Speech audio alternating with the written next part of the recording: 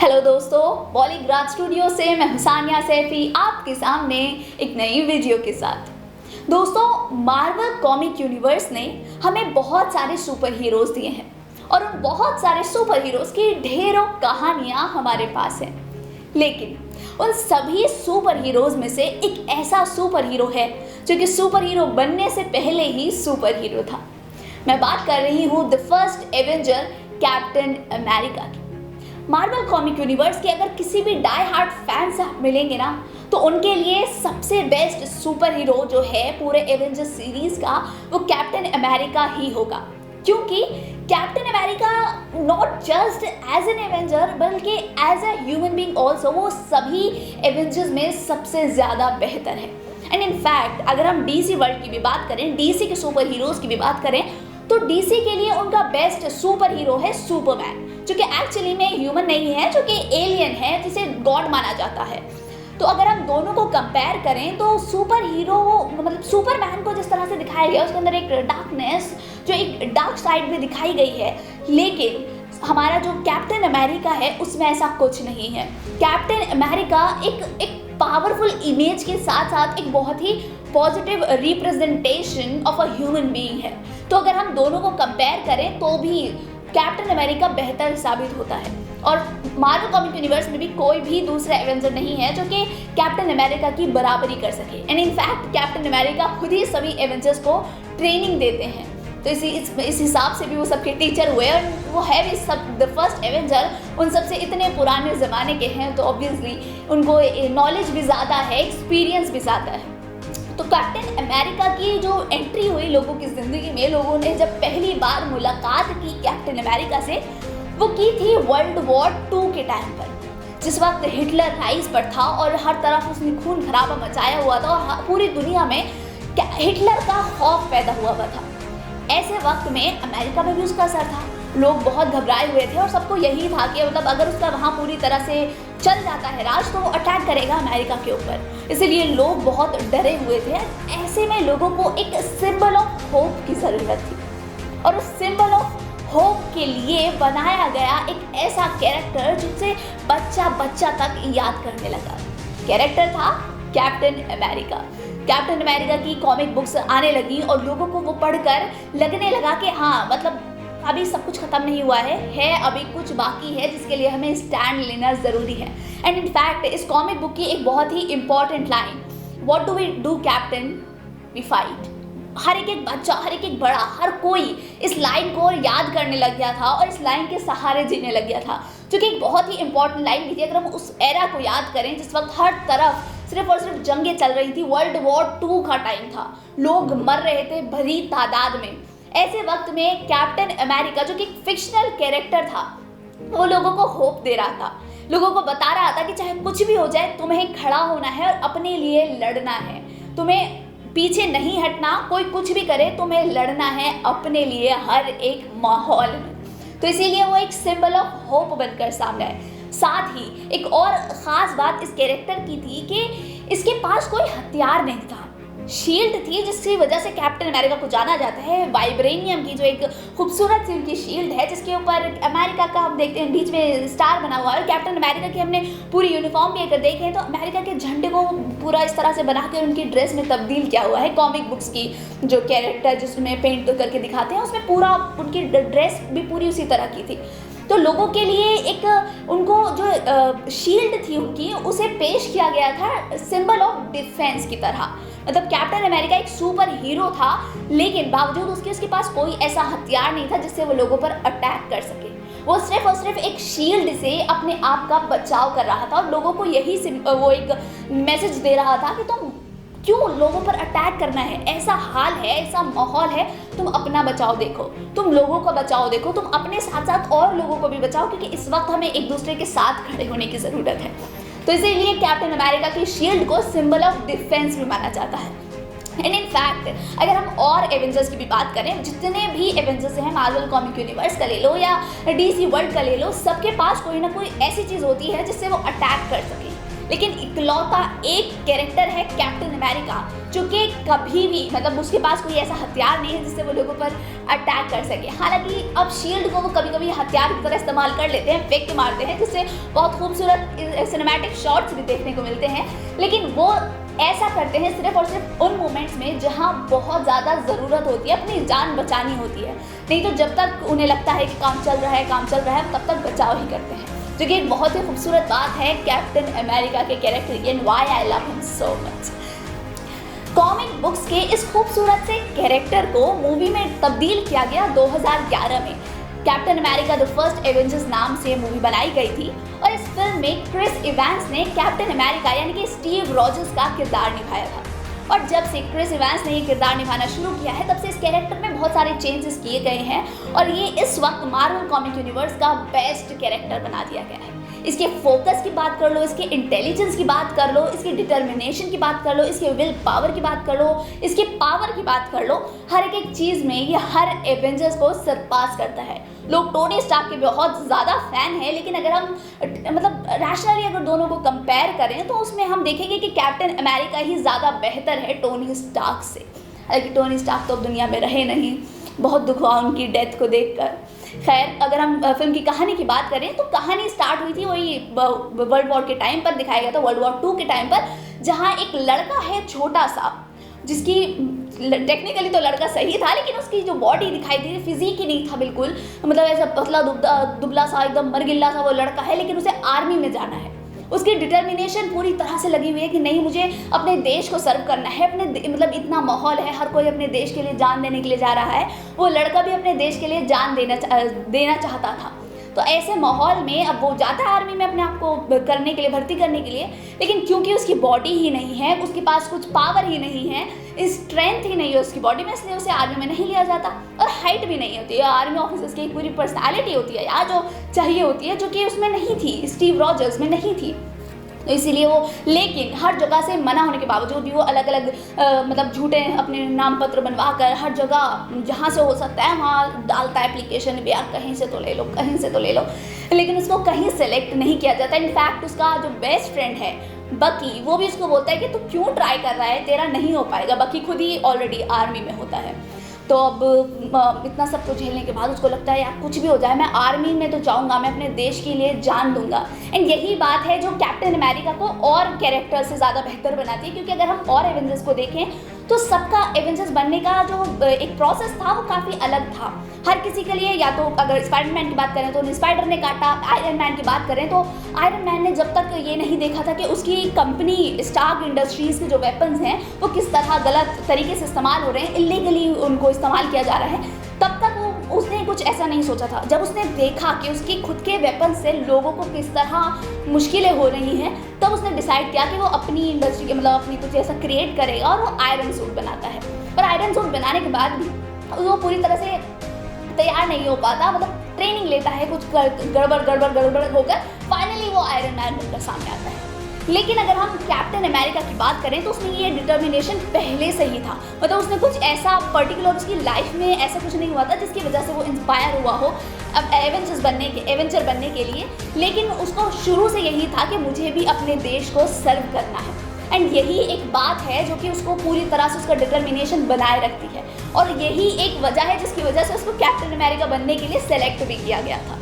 तो उनकी यही डिटर्मिनेशन लगे हुए हैं किसी भी तरह से कि मुझे आर्मी में जाना है, अपनी कंट्री को सर्व करना है।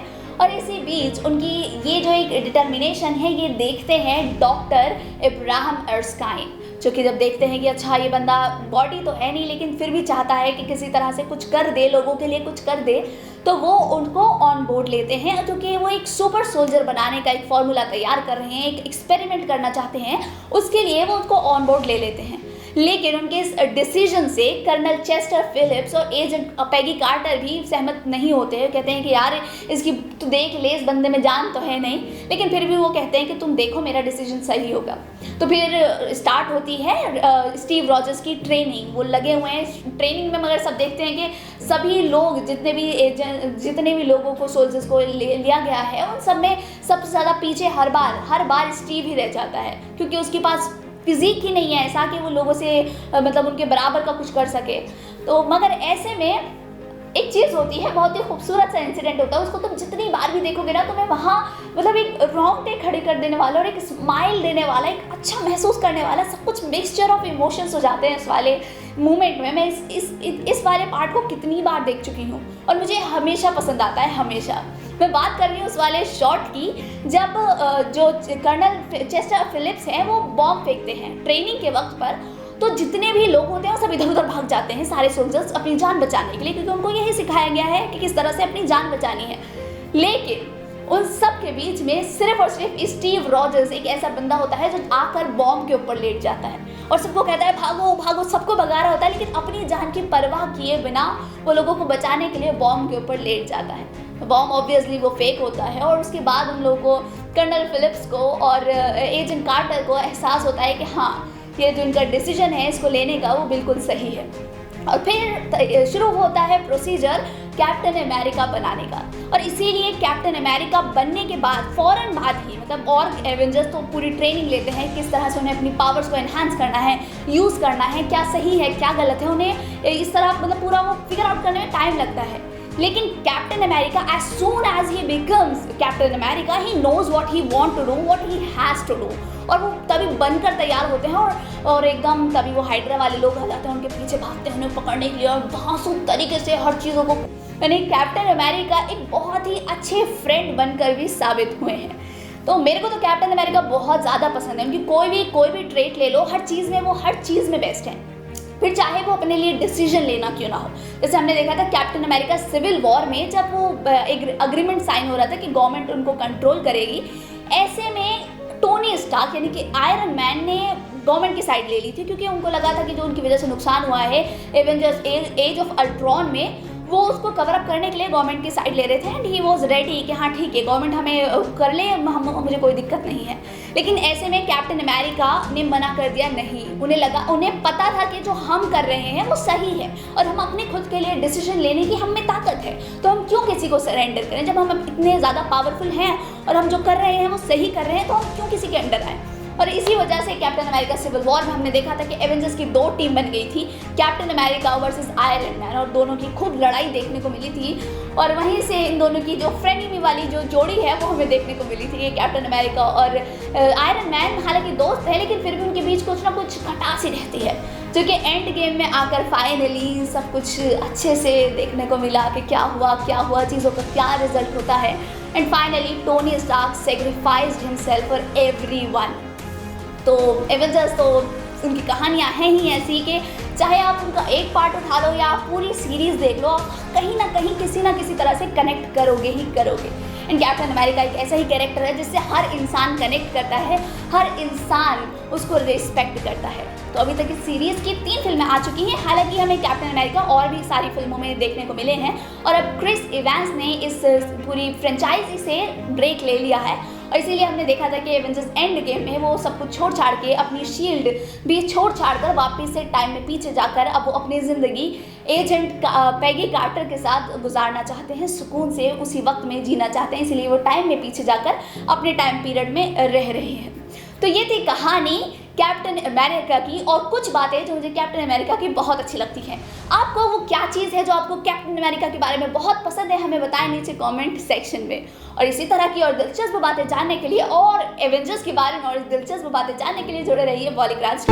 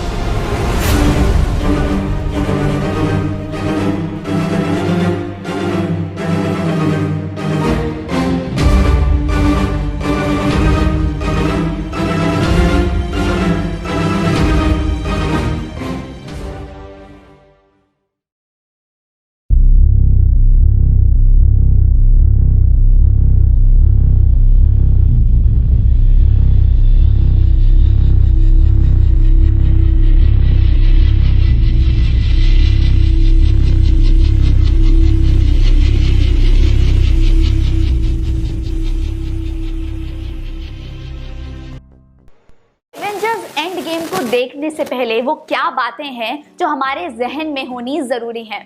गेम ऑफ थ्रोन्स और एवेंजर्स एंड गेम के बीच में क्या सिमिलैरिटीज हैं और इस फिल्म को सदी की सबसे बड़ी फिल्म क्यों माना जा रहा है।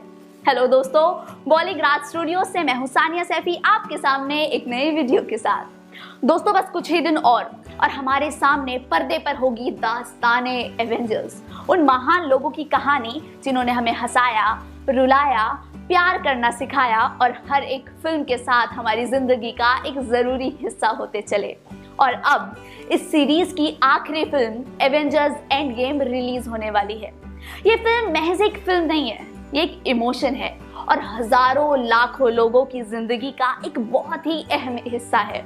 तो चलिए आज हम आपको कुछ बातें बताने वाले हैं जो आपको इस फिल्म को देखने से पहले, देखते वक्त और देखने के बाद जहन में रखनी जरूरी है।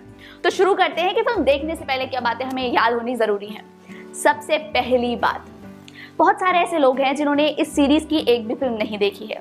उनको गिरी हुई निगाहों से ना देखें, उनके ख्यालातों को समझे। मतलब सोच अलग होती है, पसंद अलग होती है लोगों की, लेकिन ऐसे में आपको उन लोगों को समझाना जरूरी है और उनको इस सभ्य समाज का हिस्सा बनाना आपकी जिम्मेदारी है।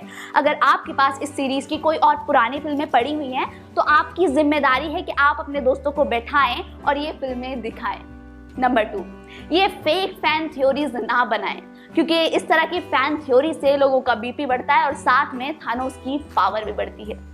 नंबर 3, अगर कोई टोनी स्टार्क का नाम लेने के बाद सांसा या आर्या स्टार्क का नाम लेता है तो उसको देखकर शक्लें ना बनाएं, ना नाक मुंह ना चढ़ाएं, आराम से उसको बैठाएं और मार्वल कॉमिक यूनिवर्स और गेम ऑफ थ्रोन्स के बीच के डिफरेंसेस उसको समझाएं। नंबर 3, एंटमैन थानोस के अंदर किस तरह से घुसकर उसको खत्म करेगा, इस तरह की बातें खत्म कर दें। अब तो डायरेक्टर्स ने भी बता दिया है कि अगर एंटमैन ऐसा कुछ करता है तो इससे उसकी जान को खतरा है और इतने सारे एवेंजर्स खोने के बाद भाई मैं तो नहीं चाहती कि एंटमैन में मरे। नंबर 5, कैप्टन मार्वल से ज्यादा उम्मीदें ना रखें, क्योंकि ज्यादा उम्मीदें हमारे खुद के लिए हानिकारक होती हैं। हाँ, मालूम है कि कैप्टन मार्वल एक वुमेन एम्पावरमेंट की मशाल लेकर चल रही है, लेकिन इससे पहले जब विजन और डॉक्टर स्ट्रेंज आए थे तो क्या हुआ था? हमने सोचा था ये तो सब कुछ खुद ही कर लेंगे, लेकिन फिर क्या हुआ? मार्वल ने उनकी पावर्स के ऊपर भी लिमिटेशंस लगा दी और एंड में छोड़ो, उसके बारे में बात ही नहीं करते। कितना दुख हुआ था, पता है ना? तो अगर ऐसी उम्मीदें हम कैप्टन मार्वल से रखेंगे और कुछ नहीं हुआ एंड में तो क्या होगा? हमारा खुद का दिल दुखेगा। इसलिए बेहतर है कि एक्सपेक्टेशंस ना लगाई जाए। लेकिन हाँ, फिर भी अगर कैप्टन मार्वल ऐसा कुछ कर देती है तो फिर तो बल्ले ही बल्ले हो जानी है। खैर आगे बढ़ते हैं, लेकिन ये पॉइंट बहुत ज्यादा इंपॉर्टेंट है, इसको दिमाग में घुसा लीजिए। लोकी की मौत का जिक्र नहीं करना है, ये बहुत ही अपशगुन है। और अगर आप लोकी के बारे में बात कर रहे हैं तो टिश्यू ले जाना ना भूलें, बिल्कुल। और 2012 में जो कुछ हुआ उसके लिए लोकी को लेकर कुछ बुरा अपने दिमाग में मत डालिए, क्योंकि जो कुछ उस वक्त हुआ था वो सिर्फ और सिर्फ स्क्रैपर में रखे हुए उस दिमागी स्टोन की वजह से उनके दिमाग पर असर हो गया था और जो कुछ उन्होंने किया उसका रिजल्ट सिर्फ और सिर्फ उसी की वजह से था। तो लोकी एक बहुत अच्छे इंसान है और उनके लिए सिर्फ अपने जहन में अच्छी बातें ही लाएं। लास्ट बात और बहुत ही इम्पॉर्टेंट, अगर आपने अभी तक टिकट बुक नहीं किया है सिर्फ ये सोच करके आपका दोस्त कर देगा तो प्लीज जाइए और खुद टिकट बुक करिए, क्योंकि हो सकता है कि आपका दोस्त आपके भरोसे हो और आप अपने दोस्त के भरोसे हो और इस भरोसे के चक्कर में आपका टिकट ही बुक ना हो और आप फिल्म ही ना देख पाए। हम तो ऐसा बिल्कुल नहीं चाहते कि आप फिल्म ना देख पाओ, इसलिए अभी जाइए और टिकट बुक कीजिए, क्योंकि ऑलरेडी इतनी ज्यादा प्री बुकिंग्स हो चुकी हैं। आगे चलते हैं, वो कौन सी बातें हैं जो आपको फिल्म देखते वक्त याद रखनी जरूरी है। सबसे पहली बात, स्टैनली जैसे ही स्क्रीन पर नजर आएंगे आप शांति से बैठकर उनको नमन देंगे और जो इंसान ऐसा नहीं करता उसे तभी के तभी थिएटर से बर्खास्त कर देना चाहिए, क्योंकि एक बहुत बड़ा गुनाह है ये। नंबर 2, अगर आपके घर में बच्चे हैं जिनको ये फिल्म समझ नहीं आती है तो खुदारा प्लीज उनको घर पर ही छोड़कर जाएं, उनको थिएटर में ना लेकर जाएं, क्योंकि उनकी वजह से और लोगों की भी फिल्में खराब होती हैं। और अगर आपके बच्चे रोते हैं, आपके चुप कराने पर भी चुप नहीं होते हैं और ज्यादा रोते जाते हैं तो प्लीज फिर तो उनको बिल्कुल ही घर छोड़कर जाइए और उनको थिएटर में ले जाने का ख्याल भी अपने दिमाग में मत लाइए, क्योंकि वहां जाकर आपके बच्चे तो रोएंगे, लेकिन साथ में जो लोग फिल्म देख रहे हैं ना वो भी रोने लग जाएंगे।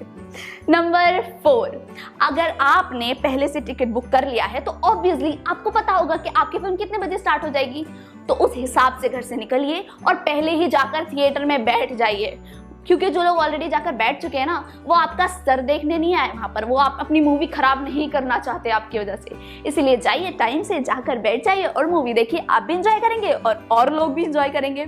और अगर फिल्म के बीच में कोई सवाल आपके दिमाग में आता है तो उसे वहीं रहने दीजिए, खुसर पुसर कर और लोगों का टाइम बर्बाद ना करें और लोगों की मूवी का एंजॉयमेंट खराब ना करें। अपना फोन साइलेंट पर रखें और फोन से तभी किसी को फोन मिलाएं अगर स्नैप बजने पर आपके बराबर में जो इंसान बैठा है वो हवा में गायब हो जाता है। सिर्फ और सिर्फ तभी आपको इजाजत है फोन यूज करने की, नहीं तो फोन अपने घर पर ही छोड़कर जाए तो अच्छा है। नेक्स्ट पॉइंट, अगर आपके बराबर में बैठा हुआ इंसान मूवी देखते वक्त आपके नाखून मार दे, आपका चश्मा तोड़ दे, आपके ऊपर पेप्सी गिरा दे या आपके पॉपकॉर्न खाने लगे, तो प्लीज उसको जज मत करिएगा, उसको लेकर अपने दिमाग में कुछ गलत मत सोचिएगा, क्योंकि बेशक उसका शरीर आपको दिख रहा है लेकिन उसका दिमाग मिड गॉड के कब्जे में है। बहुत इंपॉर्टेंट बात। तो चलिए नेक्स्ट बात पर चलते हैं। अगर आप फिल्म में कोई डायलॉग भूल जाते हैं तो प्लीज किसी और से वो डायलॉग ना पूछें, क्योंकि अगर आप वो डायलॉग पूछेंगे वो आपको वो डायलॉग बताएगा, इसके चक्कर में आपका एक और डायलॉग जाएगा, उस डायलॉग को जानने के चक्कर में और डायलॉग जाएगा, और इस तरह करते करते आपकी पूरी फिल्म तो चली ही जाएगी, लेकिन और जो लोग देख रहे हैं उनकी फिल्म में भी दिक्कत होगी। तो इसलिए अगर कुछ मिस हो जाता है तो उसको वहीं छोड़ दें, फिल्म खत्म होने के बाद पूछ लें या फिर फिल्म दोबारा देख लें, दोबारा तो देखी जा सकती है ऑब्वियसली। और साथ ही अगर आप फिल्म देखने जा रहे हैं तो पूरी तरह से तैयार होकर जाएं, और यही है हमारा लास्ट पॉइंट जो कि बहुत जरूरी है, दवाइयां लेकर जाएं, क्योंकि हो सकता है कि फिल्म की किसी सीन की वजह से आपका बीपी बढ़ जाए या बीपी लो हो जाए या आपको हार्ट अटैक आ जाए, तो आपके हार्ट अटैक की वजह से क्या किसी और की फिल्म आप खराब करना चाहेंगे? बिल्कुल भी नहीं। इसीलिए पहले से तैयार होकर जाइए और अपनी सारी दवाइयां लेकर जाइए, क्योंकि कुछ भी हो सकता है। लेकिन साथ ही ये चीज भी अपने जहन में रखिए कि जो कुछ भी हो रहा है वो सिर्फ और सिर्फ पर्दे पर हो रहा है, असल में ऐसा कुछ नहीं है, जिंदगी बहुत अलग है। तो उन सब चीजों का अपने दिमाग पर ज्यादा असर ना होने दें। तो ये थी कुछ चीजें जो आपको याद रखनी है फिल्म देखते वक्त। अब फिल्म देखने के बाद क्या बातें आपको याद रखनी बेहद जरूरी है, ये सबसे ज्यादा इंपॉर्टेंट पार्ट है। नंबर 1, फिल्म देख ली, बहुत अच्छी बात। फर्स्ट डे फर्स्ट शो देखा, बहुत अच्छी बात। फर्स्ट डे सेकंड शो देखा, और भी अच्छी बात। थर्ड शो देखा, वो भी अच्छी बात। देख ली ना, अब शांत रहो। बहुत सारे लोग ऐसे होते हैं जिनकी जिंदगी में बहुत कुछ अलग हो रहा होता है, लाइक उन्होंने बुकिंग की है बट वो बाद की टिकट मिली, या फिर उनका स्कूल है, कॉलेज है, ऑफिस है, घर में कोई बीमार है, बहुत सारी दिक्कतें हो सकती हैं, इंसान नहीं देखने जा पाता। तो उनके स्पेस को रिस्पेक्ट करें और स्पॉयलर्स ना दें। स्पॉयलर्स क्या क्या हो सकते हैं मैं बताती हूँ। फिल्म के किसी भी सीन को लेकर डिस्कस ना करें, कुछ भी बात ना ही करें। फिल्म में कोई मर गया है, मत बताइए। मरकर जिंदा हो गया है, मत बताइए। मरा हुआ है, मत बताइए। कोई नया कैरेक्टर आ गया है, मत बताइए। कोई नया सीन है, मत बताइए। और अगर ट्रेलर से रिलेटेड सीन भी आप कुछ देख रहे हैं या ट्रेलर में जैसा दिखाया गया है वैसा कुछ मूवी में हो ही नहीं रहा है, तो भी मत बताइए। ये सब कुछ स्पॉइलर में आता है और इंसान का मजा खराब हो जाता है, क्योंकि सब बहुत एक्साइटमेंट के साथ इस फिल्म का इंतजार कर रहे हैं ना, तो क्यों खराब करना है किसी की। साथ ही अगर आपके बराबर में कोई इंसान बैठा है जिसने ये फिल्म नहीं देखी है, तो इस सीन को सोचकर सांसें भी ना लें, क्योंकि हो सकता है कि आपके दिल की धड़कन, आपकी सांसें उस इंसान को उस फिल्म के बारे में कुछ हिंट दे दे, या आपका दोस्त जो आपके बराबर में बैठा है वो आपका माइंड रीड कर ले। क्या पता उसके पास ये सुपर पावर हो, वो आपको समझता हो इतने ज्यादा डीपली कि आप क्या सोच रहे हैं वो उसको पता चल जाए। उसकी तो फिल्म खराब हो जाएगी ना, फिर क्या करेंगे आप? उसका तो मूड खराब हो जाएगा। लेकिन अगर आपका कोई दोस्त आपसे कहता है, आपसे रिक्वेस्ट करता है कि भाई प्लीज बता दे क्या हुआ फिल्म में, तब भी मत बताइए, क्योंकि हो सकता है कि आपका दोस्त तो तैयार हो, लेकिन जिस वक्त आप उसको बता रहे हैं उस वक्त कोई और इंसान वहां से गुजर कर जा रहा है। उस इंसान ने सुन लिया तो उसकी तो फिल्म हो गई ना खराब। इसीलिए मत बताइए। और जो लोग मीम्स बनाते हैं, एक रिक्वेस्ट है आपसे, प्लीज मीम्स मत बनाना। मतलब अभी गेम ऑफ थ्रोन सीजन 8 का फर्स्ट पार्ट आया है, first episode, and I was so worried, क्योंकि मैं सुबह में नहीं देख पाई थी और रात में देखा था। पूरे दिन फेसबुक खोलने में इतना डर लग रहा था कि कुछ खोलूंगी मीम आ जाएगा, मेरे को स्पॉइलर मिल जाएगा। लेकिन गेम ऑफ थ्रोन्स के फैंस ने बहुत अच्छे से, बहुत कामली काम लिया और उन्होंने कोई मीम नहीं शेयर किया। मतलब जब तक लोगों ने, काफी मेजर लोगों ने नहीं देख लिया था, तब तक उन लोगों ने कोई मीम नहीं बताया। तो ऐसे ही आप सीखिए गेम ऑफ थ्रोन्स के फैन से, और कोई इस तरह का मीम बनाकर मत शेयर कीजिए कि जिससे लोगों को स्पॉइलर मिल जाए। और सबसे इंपॉर्टेंट बात, लास्ट पॉइंट, थानोस की कोई तारीफ नहीं करेगा, थानोस की कोई बड़ाई नहीं करेगा, और जो इंसान ऐसा करता है उसको एंटी एवेंजर्स घोषित किया जा सकता है। तो ये थी कुछ बातें जो आपको जहन में रखनी है मूवी देखने से पहले, देखने के बाद और देखते वक्त। उम्मीद करते हैं कि फिल्म आपको पसंद आएगी और हम बाद में मिलकर इस फिल्म को बहुत ज्यादा डिस्कस करेंगे, मजे लेंगे और इस पूरी जर्नी को एक अच्छे तरह से बैठकर सोचेंगे कि क्या हुआ इस फिल्म में। देखते रहिए बॉलीग्राज स्टूडियोज को, इसी तरह हम और भी वीडियोस आपके सामने लाते रहेंगे। तो लाइक कीजिए, सब्सक्राइब कीजिए और शेयर कीजिए इस वीडियो को। मैं हूं सानिया सैफी, जल्द मिलते हैं एक नई वीडियो के साथ, लेकिन तब तक प्यार बांटते रहिए।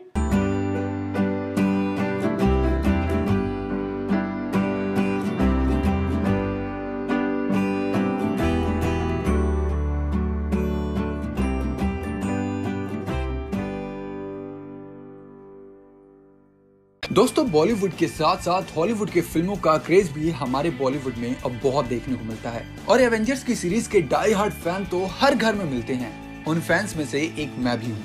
तो आप सभी जानते हैं कि पूरे वर्ल्ड में 26 अप्रैल को और इंडिया में 3 मई को रिलीज हो रही है सभी एवेंजर्स का तोड़ यानी कि एंड गेम। तो मार्वल्स में अब तक का सबसे ज्यादा जो कैरेक्टर हाइप हो रहा है वो है कैरेक्टर थैनोस का। एमसीयू में अभी तक टोटल जितनी भी मूवीज आई हैं वो लीड करती हैं थैनोस की तरफ। तो ऐसे में सबसे बड़ा सवाल खड़ा होता है कि क्या थैनोस को मार पाएंगे एवेंजर्स? थैनोस मरेगा या नहीं, और मरेगा तो कौन मारेगा? कि क्या ये होगा कि सारे एवेंजर्स मर जाएंगे थॉर को छोड़ के? हेलो दोस्तों, मेरा नाम है अंकित और आप सभी का स्वागत है बॉलीग्राज स्टूडियोज के नए वीडियो में। दोस्तों, आपके मन में फिल्म से रिलेटेड अगर कोई भी सवाल है तो आप हमसे पूछ सकते हैं। आपको 1 घंटे के भीतर ही रिप्लाई मिलेगा आपके ही कमेंट बॉक्स में। एमसीयू के जो एनिमेटेड सीरीज में देखने को मिला उस पर बात करते हैं।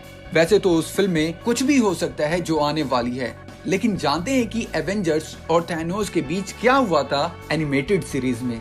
तो जैसे कि इन्फिनिटी वॉर में देखा था कि थैनोस सभी को हराकर सारे इन्फिनिटी गॉन्गलेट अपने हाथ में ले लेता है और आधी दुनिया को तबाह कर देता है। आगे एनिमेटेड सीरीज में देखने को मिलता है जितने भी एवेंजर्स है धरती पे रह जाते हैं वो सारे थैनोस पर सरप्राइज अटैक करते हैं, बट थैनोस फिर से वहाँ बच जाता है और इन्फिनिटी स्टोन्स के थ्रू अर्थ को डिस्ट्रॉय करने लगता है। धरती को बचाने के लिए सारे एवेंजर्स एक साथ थैनोस पे हमला करते हैं, लेकिन उसका बाल भी बाका नहीं कर पाते। फिर ब्लैक विडो बोलती हैं कि थैनोस को रोकना उनकी जिम्मेदारी है क्योंकि स्टोन्स थैनोस के पास उनकी वजह से है, और फिर वो इनविजिबल होके थैनोस पे अटैक करती हैं और नाकामयाब रहती हैं। ब्लैक विडो और हल्क की कहानी तो सबको मालूम है।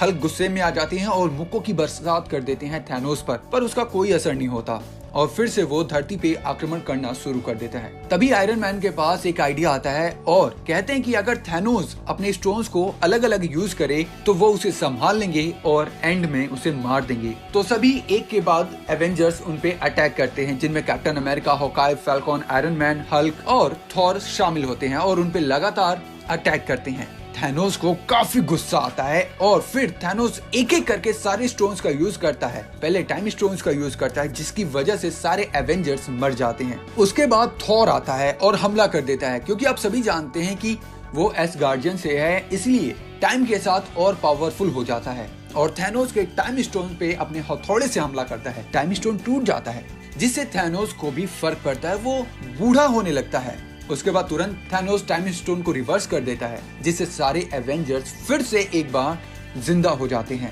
जब सारे एवेंजर्स जिंदा हो जाते हैं तो वो एक दूसरे से लड़ने लगते हैं, जहां आयरन मैन सबको बताता है कि थैनोस माइंड स्टोन का यूज कर रहा है। उसके बाद हल्क बोलता है कि अपने गुस्से को कंट्रोल मत करो बल्कि थैनोस की तरफ टारगेट करो। थैनोस पे हल्क अटैक करता है और वो फिर से बच जाता है, लेकिन हल्क का गुस्सा धीरे धीरे और बढ़ता है। वो एक बार फिर से थैनोस पर हमला करता है, मुक्कों की बरसात कर देता है। फिर धीरे धीरे सारे एवेंजर्स धावा बोल देते हैं। जैसे ही उसे एहसास होता है थैनोस को कि वो हार रहा है तो स्पेस स्टोन का यूज करके टेलीपोर्ट होने लगता है। फिर सारे एवेंजर्स पे एक एक करके हमला करने लगता है, लेकिन हॉकाई और ब्लैक विडो को उसके पैटर्न का पता चल जाता है। दोस्तों, जैसा कि आपने पहले फिल्म में देखी होगी कि जैसे ही पीछे से कोई हमला करता है ब्लैक विडो पे या हॉकाई पे तो वो उस पे हमला नहीं कर पाते, क्योंकि हमला करने से पहले हॉकाई को और विडो को पता चल जाता है कि हाँ पीछे कोई है और हमला करने वाला है। पैटर्न का पता चल जाता है और वो थैनोस के अटैक करने से पहले उस पर अटैक करके उसे गिरा देता है और उसी वक्त थॉर अपना हथौड़ा उस पर रख देता है और आयरन मैन गॉन्गलेट निकाल लेता है। थैनोस को पकड़कर शील्ड के हेडक्वार्टर लाया जाता है, जहां निक को लगता है अब सब ठीक हो गया, पर कैप्टन अमेरिका बोलता है कि नहीं, रेड स्कल अभी भी आजाद घूम रहा है। निक फ्यूरी उसको रिकरेक्ट करते हैं और कहते हैं कि रेड स्कल ने सरेंडर कर लिया है। इस बात पर कैप्टन अमेरिका को शक हो जाता है और वो थैनोस पर अटैक कर देते हैं और बताता है कि थैनोस रियलिटी स्टोन का यूज करके ऐसा सब कुछ कर रहा है, वो जो दिखाना चाहता है हम वही देख रहे हैं। उसके बाद फिर सारे मिलकर थैनोस पर हमला करने लगते हैं, जिससे रियलिटी स्टोन टूट जाता है और सारे फिर से वहीं आ जाते हैं जहाँ से ये वॉर या जहाँ से ये फाइट शुरू हुई थी। आने के बाद थैनोस सब पे अपने अपने स्टोन्स यूज करता है और अटैक करता है, जिसमें आयरन मैन मर जाता है। पर जैसे ही वो हेलमेट खोल के देखता है तो पता चलता है कि शूट के अंदर टोनी है ही नहीं। टोनी रिमोट के जरिए शूट को चला रहा था। फिर टोनी बोलता है कि उसको सारे स्टोन्स की रीडिंग मिल गई है और वो उस रीडिंग से प्रोजेक्ट अर्जनेल को ऑनलाइन ला सकता है। प्रोजेक्ट अर्जनेल एक रोबोट रहता है जो सारे इन्फिनिटी स्टोन्स के पावर को एब्जॉर्व कर सकता है। थैनोस को और गुस्सा आता है और टोनी के पूरे ऑफिस को स्पेस में ले आता है और उसी टाइम वहां अर्जनेल भी आ जाता है। वो थैनोस की तरफ बढ़ता है। थैनोस एक नॉर्मल मशीन समझ के उस पे अटैक करता है, लेकिन अर्जनेल उसके सारे पावर्स को एब्जॉर्व करते ही जाता है। आगे बढ़ के वो गॉन्गलेट निकाल लेता है। फिर क्या, सारे एवेंजर्स एक साथ मिलकर उस पे हमला करते हैं और थैनोस हार जाता है। उसे गार्डियंस के हवाले कर दिया जाता है। तो दोस्तों, ये एनिमेटेड सीरीज की कहानी थी जो हमने देखी थी, लेकिन इसमें कैप्टन मार्वल का कहीं भी नाम नहीं लिया गया और ना ही वो कैरेक्टर हमें देखने को मिला था। तो हो सकता है कि जो रोबोट है अर्जनेल है वो कैप्टन मार्वल हो एंड गेम में। अब ये तो रियलिटी क्या है 26 को पता चलेगी या फिर 3 को। हमें आप इस पे कुछ कमेंट कर सकते हैं। अगर आपके पास कोई इन्फॉर्मेशन है तो हम उसको अपनी अगली वीडियो में जरूर शामिल करेंगे। दोस्तों, अगर आपको मेरी वीडियो पसंद आ रही है तो इससे पहले कैसे मरेगा थैनोस एवेंजर्स एंड गेम में, कौन सी बातें हैं एवेंजर्स एंड गेम से जुड़ी। नमस्कार दोस्तों, मैं हूं गरिमा सिंह और आप सभी का स्वागत करती हूं हमारे चैनल बॉलीग्राथ स्टूडियोज की एक और नई वीडियो में। दोस्तों, एवेंजर्स शुरू होता है ए से और अप्रैल भी ए से, तो शायद इसी वजह से फिल्म को अप्रैल में रिलीज किया जाएगा। एवेंजर्स इन्फिनिटी वॉर फैंस को बेहद पसंद आई थी, जिसमें लास्ट में थैनोस ने 50% जीवित प्राणियों को खत्म कर दिया था। थैनोस को 6 में से 5 इन्फिनिटी स्टोन्स मिल गए थे। अब जब एवेंजर्स एंड गेम अप्रैल में आने वाली है तो देखना ये है कि जीत किसकी होगी, थैनोस की या फिर एवेंजर्स की। मतलब दोस्तों, एक स्टोन और थैनोस के पास और पूरी दुनिया खत्म। जहां एवेंजर्स एंड गेम का ट्रेलर रिलीज किया गया, तो चलिए जानते हैं उसी से रिलेटेड कुछ मजेदार बातें। सबसे पहले तो फिल्म का जो नाम रखा गया है वो है एवेंजर्स एंड गेम। उसका डॉक्टर स्ट्रेंज ने इन्फिनिटी वॉर में जिक्र किया था। ट्रेलर में दिखाया गया है कि टोनी स्टार्क उर्फ आयरन मैन और नाब्यूला दोनों ही स्पेस में ऐसी जगह पर है जहां ना तो पानी बचा है, ना ही खाना और ना ही हवा। ट्रेलर में हॉकआई उर्फ क्लिंट बॉर्टन एक जापानीज याकुजा के साथ नजर आ रहे हैं, जो कि एक निंजा का लुक दर्शा रहा है। इन्फिनिटी वॉर में ये कैरेक्टर मिसिंग था और अब ये रोनिन नाम के किरदार में नजर आ रहे हैं, जिसका आज तक जिक्र सिर्फ मार्वल की कॉमिक्स में ही हुआ है। ट्रेलर में कैप्टन अमेरिका अपने पुराने सूट में नजर आ रहे हैं, जिससे ये झलकता है कि या तो वो पास्ट में है या फिर पास्ट में जाने की तैयारी कर रहे हैं। ट्रेलर के अंत में एंटमैन को दिखाया गया है, जो कि एक वैन के साथ खड़ा है और माना जा सकता है कि वो वैन एक टाइम मशीन है और उसे एक वैन की मदद से ही थैनोस को मारा जा सकता है, क्योंकि एंटमैन तो धूल हो गया था इन्फिनिटी वॉर में।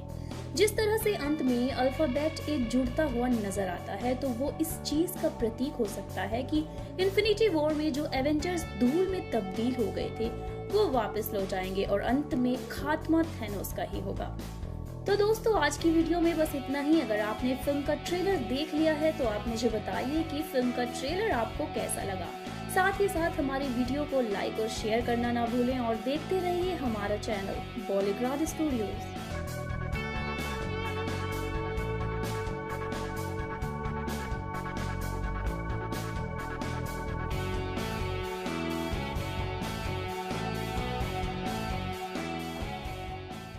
There was an idea to bring together a group of remarkable peoples to see if we could become something more. So when they needed us, we could fight the battles that they never could. Dread it, run from it. Destiny still arrives all the same. Well, hello everyone, Agranchu Grow this side and you're watching Bollywood Studios. Let's get started. Destiny आ चुकी है, जिस चीज का हम सबको इंतजार था वो आज आ चुकी है. Avengers Endgame का ट्रेलर परसों रिलीज हो चुका था, आज ट्रेलर सभी रिकॉर्ड्स तोड़ चुका है. जी हाँ, आज एक मैगजीन भी लॉन्च हुई जिस मैगजीन कवर में एवेंजर्स और थानोस की फोटो. एवेंजर्स एंड गेम, जिसे कुछ खरीद लो, इन्फिनिटी वॉर पार्ट 2 भी बोलते हैं. कहाँ से आते हैं कौन है ये? एवेंजर्स एंड गेम आज 2 मैगजीन लॉन्च हुई जिसके कवर में एवेंजर्स की फोटो. पहले कवर में हमें देखी Tony Stark, captain America, Steve Rogers, black widow, Natasha, Alia Kapoor, अच्छा नाम, let's continue, Clint Barton, Hawkeye और मार्क रफेलो एज हल्क. हमें सारे 6 एवेंजर्स दिखे. एक्चुअली मैं कैसे उसको थोड़ी थॉर प्ले करते हैं और हम लोग जानते हो गए. और सेकंड कवर में हमें इकलौते दिखे जॉर्ज बर्लिन थानोस के रोल में हुए अपने फुल आर्मर के साथ. जिस चीज का हमें इन्फिनिटी वॉर से इंतजार था, आर्मर. थानोस का आर्मर कहाँ है वो मैं आखिर कर देख चुका है. और हाँ, एक चीज मैं आपको बता दूं, उसमें उनका हाथ भी वापस ठीक हो चुका था. मतलब थानोस का हाथ, आपको पता होगा स्नैप के बाद हाथ डैमेज हो गया था, बट इस पोस्टर में, मतलब इस मैगजीन कवर में वो हाथ वापस सही हो चुका है. वेल, ये कुछ इंटरेस्टिंग फैक्ट्स है. क्या अब क्वेश्चन ये है कि मूवी में हमें थानोस वापस आर्मर में दिखेगा? क्या हम वापस से उसे उसके पूरे हाथ, सही हाथ में देख पाएंगे?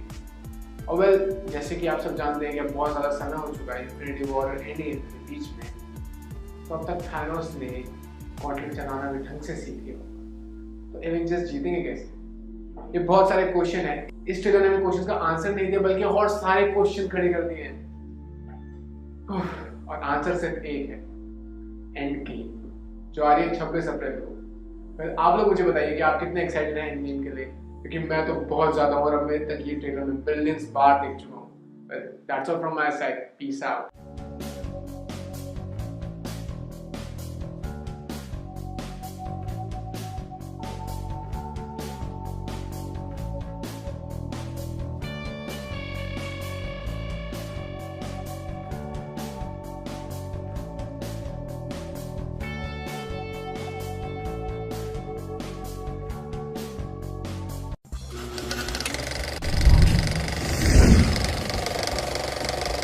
Press the bell icon for more updates and notifications. क्यों एवेंजर्स की ये फिल्म इतनी चर्चा में है? इस फिल्म को सभी लोगों को देखनी चाहिए जो भी फिल्म्स देखने में इंटरेस्टेड हैं. थैनोस के पास कौन कौन से स्टोन हैं और बाकी के स्टोन्स किस किस के पास है? फिल्म की स्टोरी क्या है और ट्रेलर देख के क्या लगता है? इस फिल्म का फाइनल कलेक्शन कितना हो सकता है? और साथ ही पढ़ेंगे लोगों द्वारा पूछे गए कुछ इंटरेस्टिंग सवाल और उनके जवाब देंगे इस वीडियो के एंड में. हेलो दोस्तों, मेरा नाम है अंकित और आप सभी का स्वागत है बॉलीवुड स्टूडियोज के नए वीडियो में. तो दोस्तों, आज मैं बात करने जा रहा हूँ मार्वल्स की much awaited film Avengers Infinity war के बारे में. एवेंजर्स इन्फिनिटी वॉर ये 19वीं फिल्म है MCU की, यानी कि मार्वल सिनेमैटिक यूनिवर्स की. अब ऐसा क्या है इस फिल्म में खास और क्यों हर किसी को देखनी चाहिए ये फिल्म? हर किसी को, मतलब कि जो भी फिल्म्स देखने में इंटरेस्टेड होते हैं. तो आपको बता दे, मूवीज एक बहुत बड़ा मीडियम बन गया है आजकल एंटरटेनमेंट का, जो कि हमें हर एक लेवल पे एंटरटेन करती है, चाहे वो म्यूजिक हो या इमोशन या फिर फिल्म की स्टोरी लाइन. और हॉलीवुड की ये सीरीज कुछ ऐसी ही है जो हमें डिफरेंट लेवल पे एंटरटेन करती है. चाहे हम बात करें फिल्म की म्यूजिक की या इमोशन की या फिर स्टोरी लाइन की या फिर टेक्नोलॉजी की. इन सीरीज में बेस्ट टेक्नोलॉजी, बेस्ट एक्टर्स ने काम किया है, उनका यूज किया गया है. और ये सभी सीरीज हॉलीवुड की बेस्ट फिल्मों में काउंट होती हैं, जिनका बजट और कलेक्शन दोनों ही रिकॉर्डेबल होता है. इसीलिए ये फिल्म सभी को देखनी चाहिए. जो भी इन सब में से किसी भी एक में इंटरेस्टेड है तो उसे जरूर देखनी चाहिए. ये मार्वल की 19वीं फिल्म है, मतलब कि इससे पहले लगभग 18 फिल्म बन चुकी हैं और उन 18 मूवीज का ये फिल्म क्लाइमेक्स है. उन सभी फिल्मों को ऐसा बनाया गया है, ऐसी कहानी लिखी गई है, ऐसे कैरेक्टर चूज किए गए हैं या फिर उन फिल्मों का ऐसा एंड दिया गया है कि वो सभी फिल्में इस फिल्म से आके जुड़ सके। कहा जाए तो ये film Avengers Infinity war climax है उन सभी फिल्मों का, या यूं कहें कि हर फिल्म में क्लाइमेक्स होता है, लेकिन उन 18 फिल्मों का क्लाइमेक्स एवेंजर्स इन्फिनिटी वॉर है। एवेंजर्स इन्फिनिटी वॉर ये एक अमेरिकन सुपर हीरो फिल्म है जो कि बेस्ड है मार्वल कॉमिक्स पे। फिल्म को डायरेक्ट किया है रूसो ब्रदर्स ने। ये दो अलग नाम है और दो लोग हैं, एंथनी रूसो, जॉय रूसो, और इन दोनों को रूसो ब्रदर्स भी कहा जाता है। इन दोनों ने इससे पहले बहुत सी फिल्म्स डायरेक्ट की है और उन फिल्मों में मार्वल की सीरीज भी शामिल है, जैसे कि captain America the winter soldier, captain America civil war. और ये दोनों जाने जाते हैं अपने कॉमेडी सीरीज के लिए, अरेस्टेड डेवलपमेंट के लिए, और इसके लिए इन्हें एमी अवार्ड मिला है। रूसो ब्रदर्स ने इस फिल्म को अनाउंस किया था 2014 में और फाइनली ये फिल्म अब हम लोगों के सामने आ रही है 2018 में। फिल्म का ट्रेलर रिलीज हो चुका है। ये ट्रेलर रिलीज हुआ था 29 नवंबर को और अभी तक उसे 145 मिलियन से भी ज्यादा व्यूज मिले हैं और लगभग 4 लाख से भी ऊपर कमेंट्स मिले हैं। ये ट्रेलर यूट्यूब पे एक दिन में सबसे ज्यादा देखे जाने वाली पहली वीडियो बन गई है। और ऐसा हो क्यों ना, मार्वल की ये पहली ऐसी मूवी है जिसमें मार्वल के सभी कैरेक्टर को एक साथ दिखाया गया है, उन सभी कैरेक्टर को एक साथ इंट्रोड्यूस किया गया है। बात करते हैं ट्रेलर की, तो ट्रेलर स्टार्ट होता है और सबसे पहले सुनते हैं निक फ्यूरी की आवाज और उसको आगे कंटिन्यू करते हैं बाकी के एवेंजर्स। आगे देखते हैं टोनी स्टार्क को जो अफसोस कर रहे होते हैं और बैठे होते हैं, उनके हाथ में चोट लगी होती है। उसके बाद हमें दिखाई देते हैं ब्रूस बैनर जो हल्क बन के गिरे होते हैं डॉक्टर स्ट्रेंज के घर पे। आगे हमें साथ दिखते हैं वोंडा और विजन, वो दोनों एक ही साथ विजन के ही घर पे रहते हैं और विजन एक इंसान बन चुका होता है जिसके सर पे अभी भी माइंड स्टोन है और जहाँ तक हमें लग रहा है कि इस स्टोन की वजह से ही वो इंसान बन जाते हैं, लेकिन उस स्टोन को छुपा नहीं पा रहे हैं। हमने सिविल वॉर के एंड में देखा था कि कैप्टन अमेरिका ने सबको जेल से निकाल दिया था और तब से ये लोग छुपे हुए हैं और ये सीन वही है छुपे होने का। कैप्टन और विंटर सोल्जर दोनों वकांडा में छुपे हुए हैं। आगे देखते हैं कि टोनी स्टार्क डॉक्टर स्ट्रेंज के घर में होते हैं और देख के तो यही लगता है कि बैनर ने उन्हें बुलाया होता है ये बोलने के लिए कि जंग की शुरुआत हो चुकी है। आगे हम देखते हैं कि पीटर पार्कर बस में बैठे हैं और उनके रोंगटे खड़े हो जाते हैं जिससे उन्हें एहसास होता है कि कोई बड़ा खतरा आने वाला है। मार्वल की ये पहली मूवी है जिसमें हमें स्पाइडरमैन का स्पाइडर सेंस दिखता है जो कि बाकी की फिल्मों में मिसिंग था। पीटर को आसमान में एक बड़ी सी सर्कुलर मशीन दिखती है जो कि लगता है कि किसी टाइप का वेपन है और आगे दिखता है कि देश बर्बाद हो गया है और तबाही से पूरे आसमान में धूल उड़ रही है। तो देख के अंदाजा लगाया जा सकता है कि ये सब इसी मशीन की वजह से हुआ है। आगे हमें बैनर दिखाई देते हैं जिनके पीछे का बैकग्राउंड देख के लगता है कि वो वापस वकांडा आ गए हैं और ये सीन देख के लगता है कि ब्रूस बैनर टोनी के आर्मर को अपडेट कर रहे हैं वकांडा के रिसोर्सेज और वाइब्रेनियम के हेल्प से, क्योंकि आगे की सीन में हमें आर्मर दिखता है जो कि पहले के अकॉर्डिंग काफी अलग होता है। उस सीन में बैनर के सामने नजर आती है नताशा। इस ट्रेलर में दो अलग अलग जगह पर लड़ाई होती है, वकांडा और न्यूयॉर्क, क्योंकि जो लोग हमें न्यूयॉर्क में दिखते हैं वही लोग वकांडा में भी दिखाई देते हैं। और उसके बाद फाइनली हमें दिखता है इस फिल्म का विलन थैनोस। वकांडा में जो हमें ये 4 हाथ वाले दिखे थे इन्हें कहते हैं आउटराइडर जो काम करते हैं थैनोस के लिए। ये जो आउटराइडर है ये पैदा नहीं होते, इन्हें बनाया जाता है और इनका काम होता है मरते दम तक अपने मालिक की गुलामी करना या उनकी आज्ञा का पालन करना। अगर कॉमिक की बात करें उसमें क्या होता है तो थैनोस यूज करता है आउटराइडर्स को नए प्लैनेट्स ढूंढने और उन पर कब्जा करने में। आउटराइडर की बड़ी आर्मी के अलावा थैनोस के लिए एक विलन की टीम भी काम करती है जिन्हें जाना जाता है ब्लैक ऑरा के नाम से। कॉमिक बुक में इन ब्लैक के टीम में शामिल है 5 मेंबर। कॉमिक में थैनोस इन सबको भेजता है अलग अलग जगह पर जेम्स लाने के लिए और ट्रेलर में भी हमें यही देखने को मिला।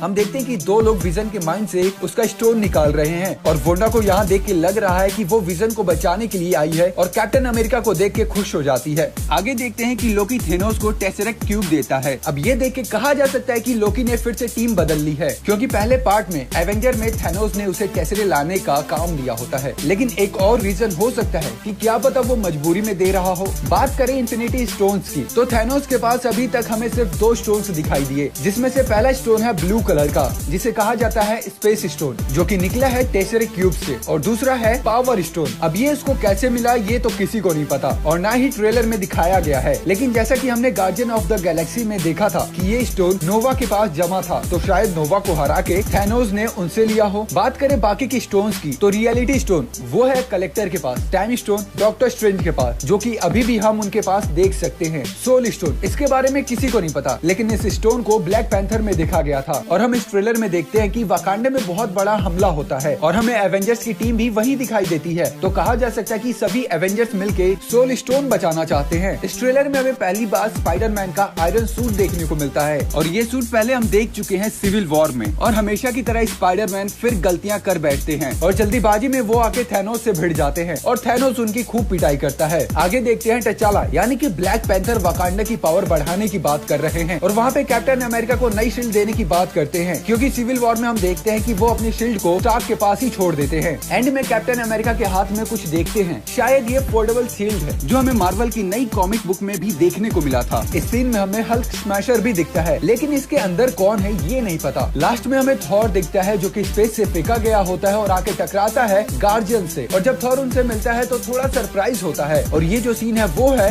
Guardian of the galaxy volume 2 के। ये scene guardian of the galaxy volume 2 के 4 साल के बाद का है। इस सीन में हमें थॉर की आंख पर आई पैच भी दिखता है जो कि इसने थॉर रैग्नारोक में लगाया था, लेकिन जो इन्फिनिटी वॉर का लीक ट्रेलर आया था उसमें हमें ऐसा कुछ भी नहीं दिखा था। तो ये सब बातें थी जो हमें ट्रेलर देखने के बाद लगा। ये सभी लोग सिविल वॉर के बाद कहाँ छुप गए थे या फिर उसके बाद क्या क्या हुआ था। तो अभी हाल ही में जनवरी में एक बुक आई थी जिसका नाम है एवेंजर इन्फिनिटी वॉर प्रील्यूड, जिसमें सिविल वॉर के आगे की कहानी बताई गई है। उस बुक की स्टोरी और एवेंजर्स इन्फिनिटी वॉर की स्टोरी काफी मिलती जुलती है। ये फिल्म रिलीज हो रही है 4 मई को। फिल्म में म्यूजिक दिया है एलन सिल्वेस्ट्री ने। फिल्म को प्रोड्यूस कर रहे हैं केविन फिग। केविन फिग एक अमेरिकन फिल्म प्रोड्यूसर है और प्रेसिडेंट है मार्वल स्टूडियोज के। Film presented by Marvel studios, distributed by Walt Disney studios motion picture. दोस्तों, अगर आप चाहते हैं कि एक ऐसी वीडियो बनाया जाए जिसमें मार्वल सीरीज की कहानी के बारे में बताएं, उन सुपर हीरोज की बात करें और उनके पावर की, कि उन्हें ये पावर कैसे मिले और आगे क्या होने वाला है, तो इसके बारे में आप हमें कमेंट बॉक्स में अपनी राय दे सकते हैं। तो अब बारी है कमेंट सेक्शन की। तो सबसे पहला नाम है नीता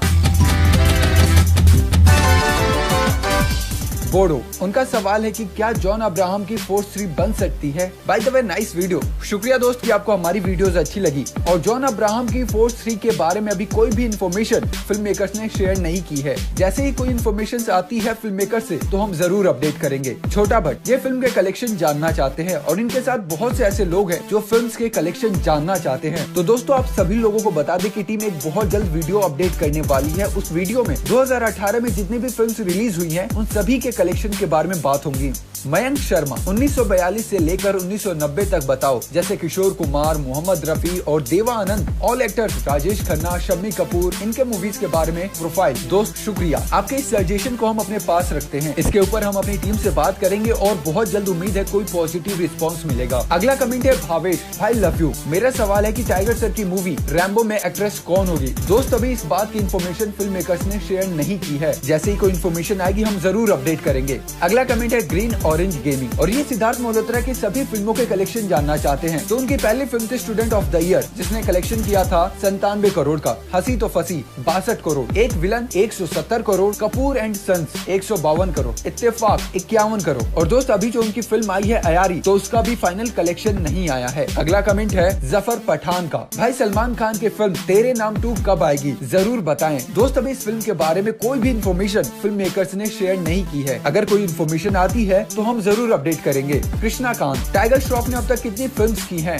दोस्त, टाइगर ने बहुत सी फिल्म्स की हैं, जैसे कि हीरोपंती, फ्लाइंग जेट, मुन्ना माइकल और Baaghi. Mohammadul Hasan, superb video, need to know about Wanted 2, भाई गिव इन्फॉर्मेशन अबाउट इट। दोस्त, इस फिल्म के बारे में अभी कोई भी इन्फॉर्मेशन फिल्म मेकर्स ने शेयर नहीं की है। अपडेट्स आते ही हम जरूर वीडियो अपडेट करेंगे। और लास्ट कमेंट है नसी खान का, अंकित भाईजान आपका आवाज सुना है, बहुत अच्छा लगता है, आप जब बोलते हो मुझे बहुत अच्छा लगता है। शुक्रिया दोस्त कि आपको हमारी आवाज अच्छी लगती है और आप हमें पसंद करते हैं। तो दोस्तों, आज के लिए बस इतना ही। ये वीडियो आपको कैसी लगी अपनी राय दे और फिल्म से रिलेटेड सवाल पूछने के लिए नीचे कमेंट करें। दोस्तों, ध्यान रहे हमारी टीम आप सभी लोगों के कमेंट्स पढ़ती है और कोशिश करती है उन कमेंट्स की रिप्लाई करने की। हम जो कॉमन क्वेश्चंस होते हैं जिनको बहुत लोगों ने अलग अलग तरह से पूछा होता है, पहले उन सबको वीडियोस में आंसर करते हैं और बाकी के क्वेश्चंस हमारी टीम जितना हो सके व्यूअर्स के कमेंट बॉक्सेस में ही आंसर करती है। सो डोंट बी अपसेट, अगर किसी का नाम नहीं आया तो हम उसको अपनी अगली वीडियो में जरूर शामिल करेंगे। देखते रहें बॉलीग्राड स्टूडियोज। आने वाली इंटरेस्टिंग फिल्मों के इंटरेस्टिंग फैक्ट्स के लिए हमारे चैनल को सब्सक्राइब करें। Don't forget to press the bell icon.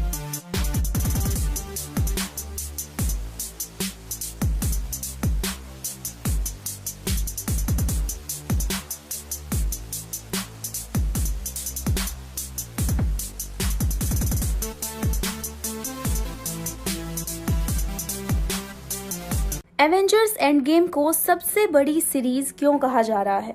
Bharat में फिल्म का टिकट कितने रुपए में बिक रहा है? एवेंजर्स का पहला भाग विश्व की टॉप 10 फिल्मों में कितने नंबर पर था? एवेंजर्स एंड गेम के क्लाइमैक्स को लेकर डायरेक्टर क्यों है परेशान? स्टार वॉर्स का रिकॉर्ड एवेंजर्स एंड गेम ने कैसे तोड़ दिया? एवेंजर्स एंड गेम भारत में कितनी भाषाओं में रिलीज की जा रही है। नमस्कार दोस्तों, मैं गरिमा सिंह और आप सभी का स्वागत है हमारे चैनल बॉलीग्राड स्टूडियोज की एक और नई वीडियो में। दोस्तों, मशहूर Hollywood series Avengers end game Bharat में 26 अप्रैल को रिलीज हो रही है और रिलीज से पहले ही फिल्म ने तहलका मचा दिया है। फिल्म की बॉक्स ऑफिस पर एडवांस बुकिंग कल से शुरू हुई। जब तक कोई कुछ समझ पाता, फिल्म के सारे शो हाउसफुल थे। इतना ही नहीं, फिल्म की टिकट की ऐसी डिमांड थी कि सारे ऐप और वेबसाइट तक क्रैश हो गए। फिल्म के लिए दर्शकों का उत्साह इतना है कि फिल्म के टिकट 2200 रुपए तक के बिक रहे हैं। इससे पहले सबसे महंगे टिकट ठग्स ऑफ हिंदुस्तान के बिके थे, जिनकी कीमत 400 से 1600 रुपए तक थी। गौरतलब है कि एवेंजर्स की आखिरी फिल्म को भी दर्शकों ने काफी प्यार दिया था। आपको बता दें कि एवेंजर्स मार्वल यूनिवर्स के सुपर हीरो की एक सीरीज है जिसमें कुल 21 फिल्में हैं। ये सिनेमा के इतिहास की सबसे ज्यादा कमाने वाली सीरीज है। इस सीरीज की शुरुआत हुई थी आयरन मैन के साथ। इसके बाद हल्क, कैप्टन अमेरिका के साथ कहानियां और सुपर हीरो बढ़े, जिसके बाद पहली एवेंजर्स फिल्म बनी जहां सारे सुपर हीरो एक साथ आए। वहीं आपको बता दें कि विश्व की टॉप 10 फिल्मों में 6ठे नंबर पर हैं एवेंजर्स एंड गेम, जबकि एवेंजर्स एज ऑफ अल्ट्रॉन 8वें नंबर पर। पिछली फिल्म एवेंजर्स इन्फिनिटी वॉर की वर्ल्ड वाइड रैंक भी 4 रही है। वैसे आपको बता दें कि इस बार फिल्म को बनाते समय डायरेक्टर की सबसे बड़ी चिंता थी कि कहीं क्लाइमैक्स ना लीक हो जाए और इसीलिए फिल्म के 1 नहीं 2 नहीं बल्कि पूरे 5 क्लाइमैक्स शूट किए गए, जिनमें से केवल एक ही फिल्म का हिस्सा होने वाला है। गौरतलब है कि रिलीज से पहले ही फिल्म के कुछ भाग लीक हो चुके हैं, जिसके बाद फिल्म से जुड़ी टीम ने फैंस से गुजारिश की थी कि अपनी इन फेवरेट सीरीज को अच्छे से विदा करें और थिएटर में जाकर ही फिल्म को देखें। तो आप कितना एक्साइटेड हैं, अपना जवाब मुझे कमेंट करके बताएं। साथ ही साथ इस वीडियो को लाइक और शेयर करना ना भूलें और देखते रहिए हमारा चैनल बॉलीग्राड स्टूडियोज।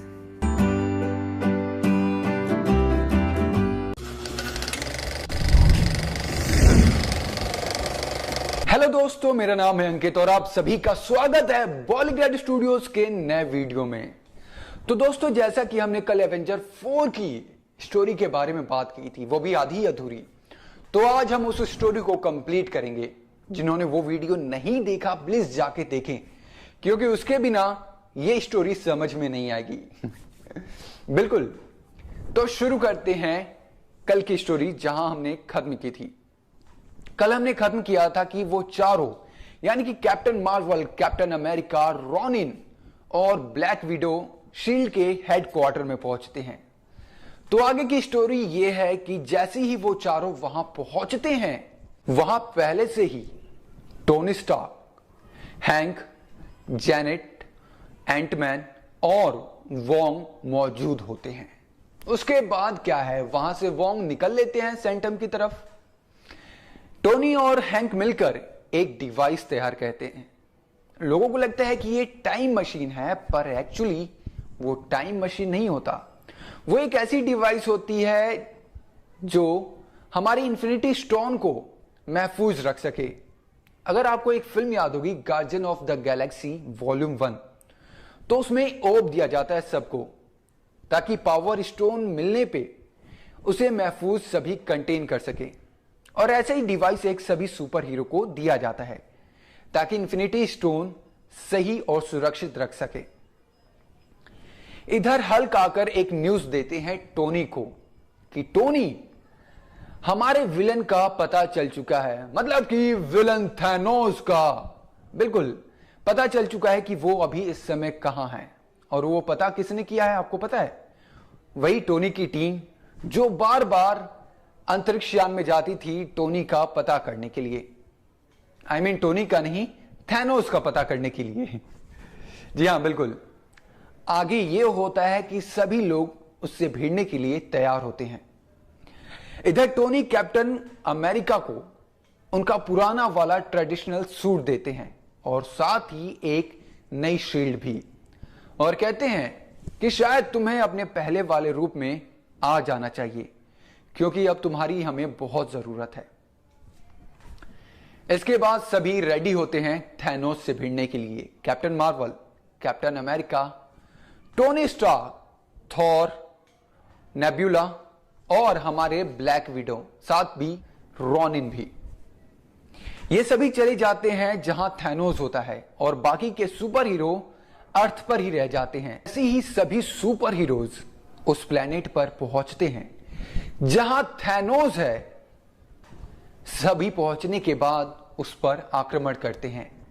इस बार थैनोस सबके सामने फीका पड़ गया और हमारे सुपर हीरोज उन पर भारी पड़ गए। बिल्कुल, थैनोस इसलिए फीका पड़ गया क्योंकि उसका जो इन्फिनिटी गॉन्टलेट है वो डैमेज हो चुका है, जिसकी वजह से थैनोस उन सभी सुपर इन्फिनिटी स्टोन का अच्छे से इस्तेमाल नहीं कर पा रहा है। इस लड़ाई में हमें रॉनिन और थैनोस का एक फाइट सीक्वेंस भी देखने को मिलेगा, जहां रॉनिन भी थैनोस पर इस बार भारी पड़ते हुए नजर आएंगे और वो उसका इन्फिनिटी गॉन्टलेट निकाल लेते हैं उससे। जैसे ही सारे इन्फिनिटी स्टोन निकलते हैं, सभी उस एक डिवाइस में बंद कर लेते हैं, लेकिन सोल स्टोन कहीं अचानक से गायब हो जाता है। अब वो कहां गायब होता है, ये बात सिर्फ एक इंसान को पता होता है। कौन? बिल्कुल, नेब्यूला। नेब्यूला जान जाती है कि सोल स्टोन कहां गया है और वो टोनी स्टार्क को बताती है कि वो वॉर्मर में मिलेगा। टोनी स्टार्क और कैप्टन अमेरिका ये दोनों चले जाते हैं वॉर्मर में। इधर थॉर और बाकी की टीम, मतलब कि कैप्टन मार्वल, रॉनिन, थैनोस को पकड़ कर रखती है, उसे संभाले रखती है। लेकिन तुरंत एंट्री होती है आपका और हमारा विलन सुपर जेंट। वो आता है और थैनोस को छुड़ा ले जाता है। जब सब कुछ ठीक हो गया होता है तो कैप्टन अमेरिका सबको कहते हैं कि अब देखो, यहां का काम ठीक हो चुका है, सब खत्म हो चुका है, थैनोस अब हमारे कब्जे में है और सारे स्टोन्स भी हमारे पास है। तो अब एक काम करो, सभी अर्थ पर जाओ क्योंकि अब अर्थ को सुरक्षित रखना है। जैसे ही ये सब बोलकर कैप्टन अमेरिका वॉर्मर जाते हैं, वहां पे कैप्टन अमेरिका को रेड स्कल दिखाई देता है। रेड स्कल देखकर कैप्टन अमेरिका शॉक हो जाते हैं। रेड स्कल कहता है कि अगर आप लोगों को सोल स्टोन चाहिए तो किसी एक के कुर्बानी देनी होगी। टोनी कैप्टन को देखते हैं, कैप्टन टोनी को देखते हैं। इसके बाद कैप्टन टोनी को अपना शील्ड देते हैं और गुड बाय फ्रेंड बोलकर कूद जाते हैं। कूदने के बाद टोनी के हाथों में सोल स्टोन आ जाता है। वो टोनी खुश तो होता है सोल स्टोन से, लेकिन काफी डिसअपॉइंटेड भी होता है कि उसका दोस्त अब इस दुनिया में नहीं रहा। उसके जाने के बाद थॉर और कैप्टन मार्वल टोनी के पास आते हैं और वो बताते हैं कि थैनोस उनके कब्जे से छूट चुका है और पता नहीं वो अब कहां पे है और कैसे आक्रमण करेगा। टोनी सबको लेकर अर्थ पर जाता है। अर्थ पर जाते ही जो बाकी की सुपर हीरोज थे, बाकी के सुपर हीरोज यानी कि हमारे हैंक, सूरी और छोटा चेतन यानी रॉकेट, जी हां बिल्कुल, और सभी ने मिलके एक ऐसी डिवाइस तैयार की होती है जिससे एक साथ सभी इंफिनिटी स्टोन्स को यूज कर सकते हैं। सभी इंफिनिटी स्टोन्स का यूज करके सारे सुपर हीरोज को टोनी स्टार्क जिंदा करते हैं, जहां डॉक्टर स्ट्रेंज भी जिंदा होते हैं और उनके साथ अनफ्रीज लोग भी। जैसे ही सभी जिंदा होते हैं तभी आता है थैनोस और उसका पार्टनर सुपर जेंट। वो दोनों न्यूयॉर्क पर आक्रमण करते हैं, लेकिन डॉक्टर स्ट्रेंज को उस पर बहुत गुस्सा आया होता है। इस बार डॉक्टर स्ट्रेंज उससे सीधा सामना करते हैं और उससे उन दोनों के बीच में काफी फाइट होती है। मतलब हमें इन दोनों के बीच की एक फाइट सीक्वेंस देखने को मिलेगी जो कि काफी लंबा होगा। फाइट सीक्वेंस तो ठीक है, लेकिन जीत इस बार अब सुपर हीरोज की हो रही है। तो डॉक्टर स्ट्रेंज थैनोस को वापस क्वांटम रियलम में भेज देते हैं और उसको लॉक कर देते हैं। इधर बाकी के सुपर हीरोज मिलकर जो सुपर जेंट है उसको मार देते हैं। कहानी दोस्तों अब खत्म हो गई है। सिर्फ इसमें एक सीन रह गया है। जो हमारे कैप्टन अमेरिका हैं उनको सभी आखिरी सलामी देते हैं।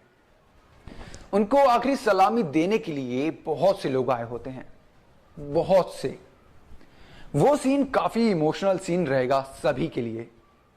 सलामी देने के वक्त वहां पर टोनी डायलॉग मारते हैं कि सुपर हीरोज कभी भी गिव अप नहीं करते, चाहे क्यों ना उन्हें सेक्रीफाइस ही करना पड़े, वो कभी गिव अप नहीं करते। Super heroes never give up. इसी के साथ द एंड का टाइटल आता है। दोस्तों, इस लीक के हिसाब से इस फिल्म में 2 पोस्ट क्रेडिट सीन हैं। अब वो क्या है हम आपको अपनी अगली वीडियो में बताएंगे। तब तक के लिए नमस्कार, आदाब, लेते हैं आपसे अलविदा। मिलेंगे सेम यहीं कल बॉलीग्राड स्टूडियोज में। आने वाले इंटरेस्टिंग फिल्मों के इंटरेस्टिंग फैक्ट्स के लिए हमारी चैनल को सब्सक्राइब करें। Press the bell icon for more updates and notifications. Thank you. दोस्तों, अगर किसी ने हमारी पहली वीडियो नहीं देखी तो हम आज उसको थोड़ा सा शॉर्ट में बताते हैं, बिल्कुल ही शॉर्ट और क्रिस्प करके, वो भी 1-2 मिनट में। तो आइए शुरू करते हैं। मैं बात कर रहा हूं फिल्म एवेंजर इन्फिनिटी वॉर की। जी हां, बिल्कुल। उस फिल्म को लोगों ने खूब एंजॉय किया थिएटर्स में, और जैसे ही फिल्म खत्म हुई लोगों के मन में बहुत सारे सवाल उठने लगे। पहला सवाल तो यह था कि क्या थैनोस मरेगा या नहीं। विलेन है तो ऑब्वियस सी बात है कि मरेगा, लेकिन उसे मारेगा कौन और कैसे मारेगा, यह सवाल उठा। दूसरा सवाल यह था कि एवेंजर्स इन्फिनिटी वॉर में हमने हॉकाय को नहीं देखा था, तो सवाल कहीं मन में था कि हां, हॉकाय रॉनिन बनने वाला है, तो क्या वो रॉनिन बना या नहीं। दूसरा सवाल। तीसरा सवाल कि क्या जितने सुपर हीरो मरे थे फिल्म एवेंजर इन्फिनिटी वॉर में, वो क्या वापस आएंगे या नहीं। सवाल अगला कि क्या एवेंजर इन्फिनिटी वॉर 2 में और भी कोई सुपर हीरो मरेगा या नहीं। ऐसे बहुत से सवाल थे। तीसरा सवाल कि क्या जितने भी सुपर हीरो मरे थे फिल्म में, क्या वो वापस आएंगे या नहीं, और आएंगे भी तो कैसे। सवाल अगला कि क्या एवेंजर इन्फिनिटी वॉर 2 में और भी सुपर हीरोज मरेंगे या नहीं। इसके साथ ही और भी बहुत, लेकिन फिल्म की स्टोरी तो अब शुरू होती है। फिल्म शुरू होती है टोनी स्टार्क और नेब्यूला से, जहां वो दोनों टाइटन से वापस आते हैं वकांडा, और वकांडा आकर टोनी स्टार्क मिलते हैं स्टीव से, और उसके बाद वो सभी वहां से निकलते हैं एवेंजर्स के न्यू टावर की तरफ। वहां मेन स्टोरी अब आती है। तो ऑफिशियल टाइटल आने के बाद एवेंजर 4 की मेन स्टोरी शुरू होती है, जहां हमें डॉक्टर स्ट्रेंज के 40 मिलियन पॉसिबिलिटीज के कुछ सीन देखने को मिलेंगे। 40 मिलियन पॉसिबिलिटीज आप कनेक्शन कर पा रहे होंगे। शायद आपने देखा ही होगा कि इन्फिनिटी वॉर में डॉक्टर स्ट्रेंज मग्न ध्यान करके पॉसिबिलिटीज देख रहे होते हैं कि थैनोस से कितनी बार हम जीत सकते हैं। तो वो पॉसिबिलिटीज हमें इस फिल्म में देखने को मिलेगा। वो भी पूरा नहीं, 40 मिलियन। डॉक्टर स्ट्रेंज रियल में सोल वर्ल्ड में है, और कोई भी नहीं मरा, सभी के सभी सोल वर्ल्ड में है। इस हेल्प से क्वांटम की मदद से एंटमैन, हैंक और जेनेट, ये तीनों बाहर आ जाते हैं। इसकी वजह से डॉक्टर स्ट्रेंज वापस सोल वर्ल्ड में चले जाते हैं। उधर दूसरी साइड टोनी 4 साल बाद शील्ड के नए डायरेक्टर बन चुके हैं, और वो मदद करते हैं बाकी के लोगों की, और साथ ही साथ अपनी टीम को यूनिवर्स भी भेजते हैं ताकि वो थैनोस को ढूंढते रहें। दूसरी तरफ कैप्टन अमेरिका और ब्लैक विडो हॉकाई की खोज में निकलते हैं। इधर थॉर इन्फिनिटी वॉर के बाद से ही अर्थ पर रहते हैं, तो कैप्टन मार्वल बताती हैं कि उनके पास निक फ्यूरी का मैसेज आया था। तब टोनी उनको सारी सच्चाई बताते हैं कि क्या क्या हुआ था, कैसे हुआ, वगैरह वगैरह। मतलब कि हमें थोड़ा बहुत इसमें फ्लैशबैक देखने को मिल सकता है। मतलब कि इस फिल्म में कैप्टन मार्वल का हमें पूरा जलवा देखने को मिलेगा। उसके बाद कैप्टन मार्वल पूछती हैं स्टीव से कि क्या तुम वही हो जिसके बारे में मैंने बचपन में सुना था, कैप्टन अमेरिका? अगर कैप्टन अमेरिका हो तो प्रूफ करो। वो वहां से सबको, रॉनिन को, ब्लैक विडो और कैप्टन अमेरिका को लेकर जाती हैं शील्ड में।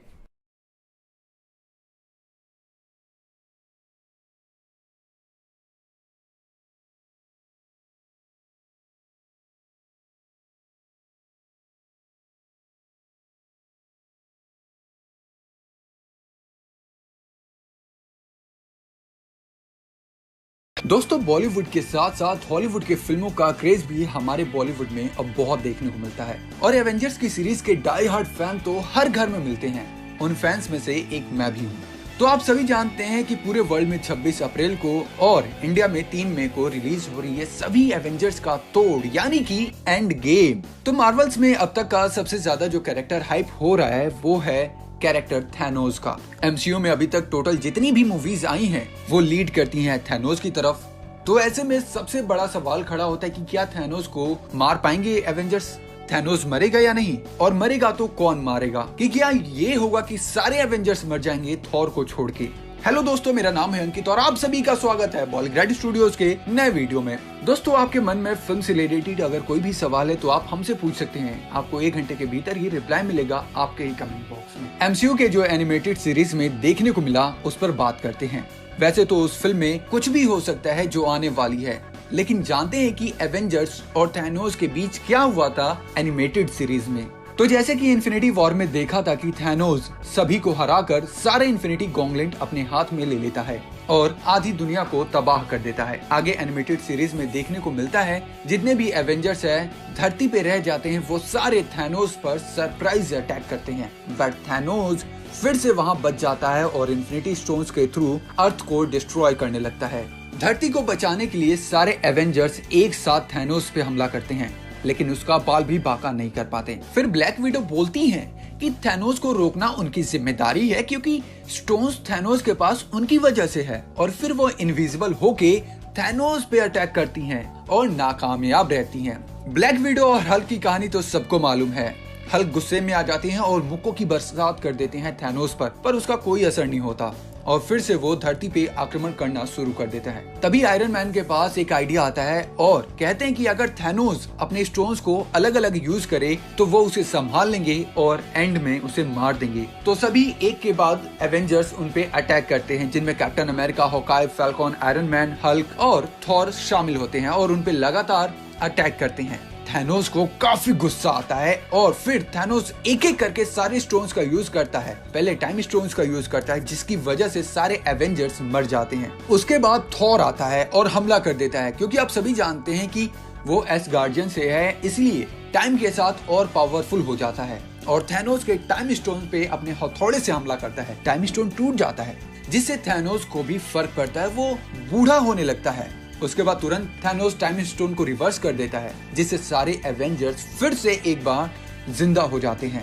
जब सारे एवेंजर्स जिंदा हो जाते हैं तो वो एक दूसरे से लड़ने लगते हैं, जहां आयरन मैन सबको बताता है कि थैनोस माइंड स्टोन का यूज कर रहा है। उसके बाद हल्क बोलता है कि अपने गुस्से को कंट्रोल मत करो बल्कि थैनोस की तरफ टारगेट करो। थैनोस पे हल्क अटैक करता है और वो फिर से बच जाता है, लेकिन हल्क का गुस्सा धीरे धीरे और बढ़ता है। वो एक बार फिर से थैनोस पर हमला करता है, मुक्कों की बरसात कर देता है। फिर धीरे धीरे सारे एवेंजर्स धावा बोल देते हैं। जैसे ही उसे एहसास होता है थैनोस को कि वो हार रहा है तो स्पेस स्टोन का यूज करके टेलीपोर्ट होने लगता है। फिर सारे एवेंजर्स पे एक एक करके हमला करने लगता है, लेकिन हॉकाई और ब्लैक विडो को उसके पैटर्न का पता चल जाता है। दोस्तों, जैसा कि आपने पहले फिल्म में देखी होगी कि जैसे ही पीछे से कोई हमला करता है ब्लैक विडो पे या हॉकाई पे तो वो उस पे हमला नहीं कर पाते क्योंकि हमला करने से पहले हॉकाई को और विडो को पता चल जाता है कि हाँ पीछे कोई है और हमला करने वाला है। पैटर्न का पता चल जाता है और वो थैनोस के अटैक करने से पहले उस पर अटैक करके उसे गिरा देता है और उसी वक्त थॉर अपना हथौड़ा उस पर रख देता है और आयरन मैन गॉन्गलेट निकाल लेता है। थैनोस को पकड़कर शील्ड के हेडक्वार्टर लाया जाता है जहां निक को लगता है अब सब ठीक हो गया, पर कैप्टन अमेरिका बोलता है कि नहीं, रेड स्कल अभी भी आजाद घूम रहा है। निक फ्यूरी उसको रिकरेक्ट करते हैं और कहते हैं कि रेड स्कल ने सरेंडर कर लिया है। इस बात पर कैप्टन अमेरिका को शक हो जाता है और वो थैनोस पर अटैक कर देते हैं और बताता है कि थैनोस रियलिटी स्टोन का यूज करके ऐसा सब कुछ कर रहा है, वो जो दिखाना चाहता है हम वही देख रहे हैं। उसके बाद फिर सारे मिलकर थैनोस पर हमला करने लगते हैं जिससे रियलिटी स्टोन टूट जाता है और सारे फिर से वहीं आ जाते हैं जहाँ से ये वॉर या जहाँ से ये फाइट शुरू हुई थी। आने के बाद थैनोस सब पे अपने अपने स्टोन्स यूज करता है और अटैक करता है जिसमें आयरन मैन मर जाता है। पर जैसे ही वो हेलमेट खोल के देखता है तो पता चलता है कि शूट के अंदर टोनी है ही नहीं। टोनी रिमोट के जरिए शूट को चला रहा था। फिर टोनी बोलता है कि उसको सारे स्टोन्स की रीडिंग मिल गई है और वो उस रीडिंग से प्रोजेक्ट अर्जनेल को ऑनलाइन ला सकता है। प्रोजेक्ट अर्जनेल एक रोबोट रहता है जो सारे इन्फिनिटी स्टोन्स के पावर को एब्जॉर्ब कर सकता है। थैनोस को और गुस्सा आता है और टोनी के पूरे ऑफिस को स्पेस में ले आता है और उसी टाइम वहां अर्जनेल भी आ जाता है। वो थैनोस की तरफ बढ़ता है। थैनोस एक नॉर्मल मशीन समझ के उस पे अटैक करता है लेकिन अर्जनेल उसके सारे पावर्स को एब्जॉर्ब करते ही जाता है। आगे बढ़ के वो गोंगलिंग निकाल लेता है। फिर क्या, सारे एवेंजर्स एक साथ मिलकर उस पे हमला करते हैं और थैनोस हार जाता है। उसे गार्डियंस के हवाले कर दिया जाता है। तो दोस्तों ये एनिमेटेड सीरीज की कहानी थी जो हमने देखी थी, लेकिन इसमें कैप्टन मार्वल का कहीं भी नाम नहीं लिया गया और ना ही वो कैरेक्टर हमें देखने को मिला था। तो हो सकता है कि जो रोबोट है अर्जनेल है वो कैप्टन मार्वल हो एंड गेम में। अब ये तो रियलिटी क्या है 26 को पता चलेगी या फिर 3 को। हमें आप इस पे कुछ कमेंट कर सकते हैं। अगर आपके पास कोई इन्फॉर्मेशन है तो हम उसको अपनी अगली वीडियो में जरूर शामिल करेंगे। दोस्तों अगर आपको मेरी वीडियो पसंद आ रही है तो इससे पहले कमांडो 3 आ चुकी है और जंगली भी आ चुकी है, आप उसे देख सकते हैं और कमेंट कर सकते हैं। तब तक के लिए देखते रहें बॉलीग्राड स्टूडियोज। Thank you.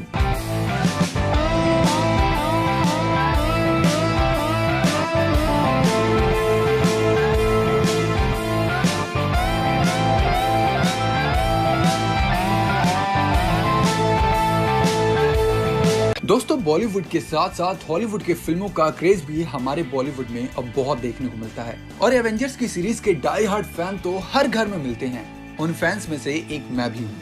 तो आप सभी जानते हैं कि पूरे वर्ल्ड में 26 अप्रैल को और इंडिया में 3 मई को रिलीज हो रही है सभी एवेंजर्स का तोड़ यानी कि एंड गेम। तो मार्वल्स में अब तक का सबसे ज्यादा जो कैरेक्टर हाइप हो रहा है वो है कैरेक्टर थैनोस का। एमसीयू में अभी तक टोटल जितनी भी मूवीज आई हैं वो लीड करती हैं थैनोस की तरफ। तो ऐसे में सबसे बड़ा सवाल खड़ा होता है कि क्या थैनोस को मार पाएंगे एवेंजर्स? थैनोस मरेगा या नहीं, और मरेगा तो कौन मारेगा? कि क्या ये होगा कि सारे एवेंजर्स मर जाएंगे थॉर को छोड़ के?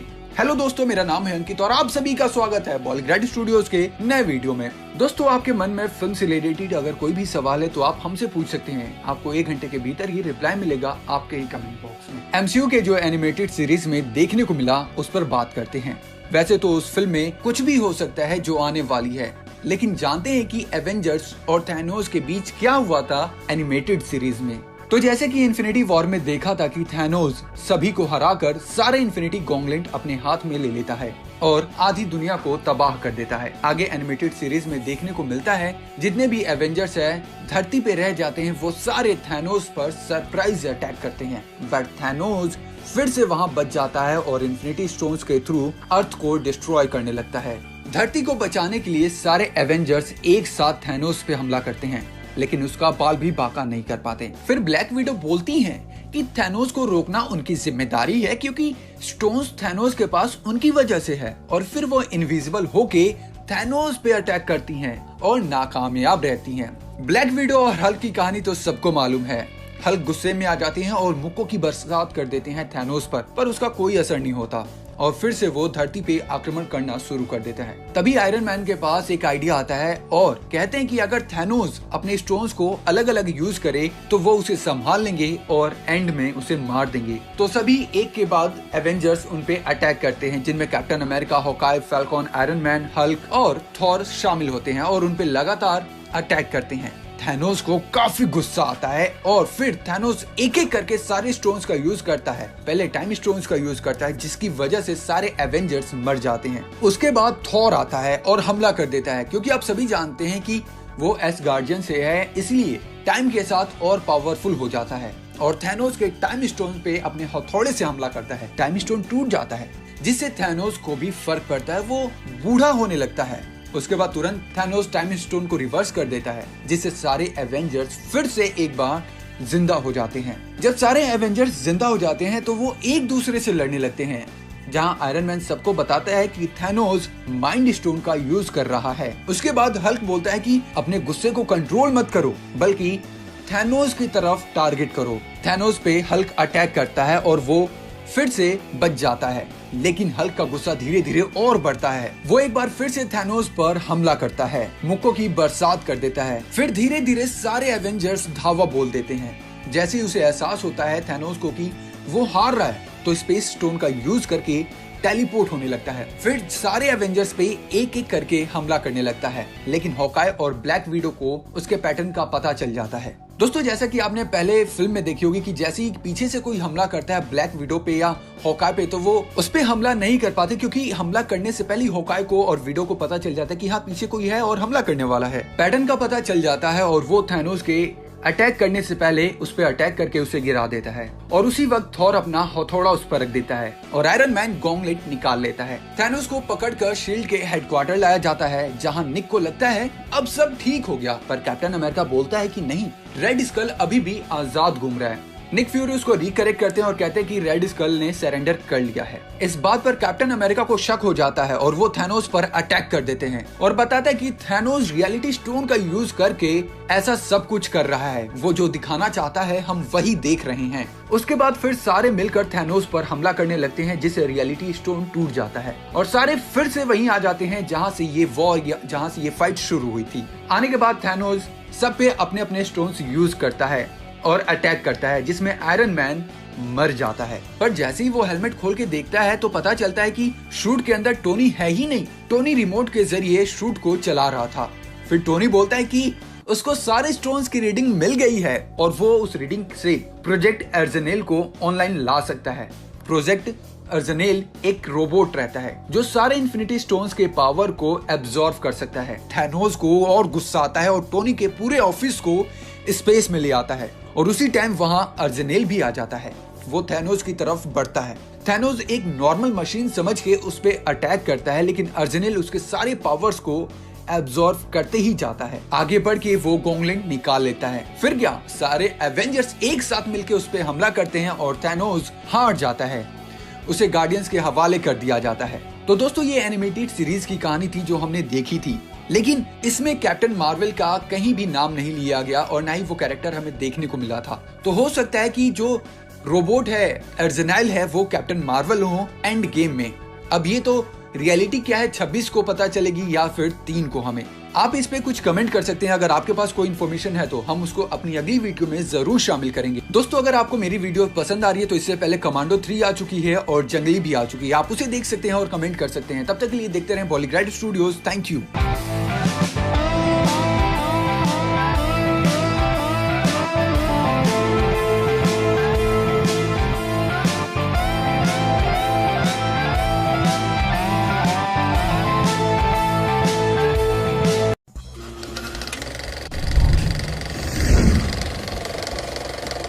दोस्तों, बॉलीवुड के साथ साथ हॉलीवुड के फिल्मों का क्रेज भी हमारे बॉलीवुड में अब बहुत देखने को मिलता है और एवेंजर्स की सीरीज के डाई हार्ड फैन तो हर घर में मिलते हैं। उन फैंस में से एक मैं भी हूँ।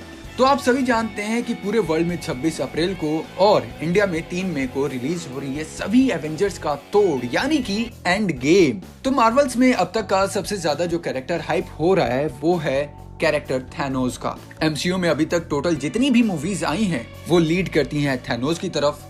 तो ऐसे में सबसे बड़ा सवाल खड़ा होता है कि क्या थैनोस को मार पाएंगे एवेंजर्स? थैनोस मरेगा या नहीं, और मरेगा तो कौन मारेगा? कि क्या ये होगा कि सारे एवेंजर्स मर जाएंगे थॉर को छोड़ के? हेलो दोस्तों, मेरा नाम है अंकित और आप सभी का स्वागत है बॉलीग्राड स्टूडियोज के नए वीडियो में। दोस्तों, आपके मन में फिल्म से रिलेटेड अगर कोई भी सवाल है तो आप हमसे पूछ सकते हैं। आपको 1 घंटे के भीतर ही रिप्लाई मिलेगा आपके ही कमेंट बॉक्स में। एमसीयू के जो एनिमेटेड सीरीज में देखने को मिला उस पर बात करते हैं। वैसे तो उस फिल्म में कुछ भी हो सकता है जो आने वाली है, लेकिन जानते हैं कि एवेंजर्स और थैनोस के बीच क्या हुआ था एनिमेटेड सीरीज में। तो जैसे कि इन्फिनिटी वॉर में देखा था कि थैनोस सभी को हराकर सारे इन्फिनिटी गॉन्गलेट अपने हाथ में ले लेता है और आधी दुनिया को तबाह कर देता है। आगे एनिमेटेड सीरीज में देखने को मिलता है जितने भी एवेंजर्स है धरती पे रह जाते हैं वो सारे थैनोस पर सरप्राइज अटैक करते हैं, बट थैनोस फिर से वहाँ बच जाता है और इन्फिनिटी स्टोन्स के थ्रू अर्थ को डिस्ट्रॉय करने लगता है। धरती को बचाने के लिए सारे एवेंजर्स एक साथ थैनोस पे हमला करते हैं, लेकिन उसका बाल भी बांका नहीं कर पाते। फिर ब्लैक विडो बोलती हैं कि थैनोस को रोकना उनकी जिम्मेदारी है, क्योंकि स्टोन्स थैनोस के पास उनकी वजह से है। और फिर वो इनविजिबल होके थैनोस पे अटैक करती हैं और नाकामयाब रहती हैं। ब्लैक विडो और हल्क की कहानी तो सबको मालूम है।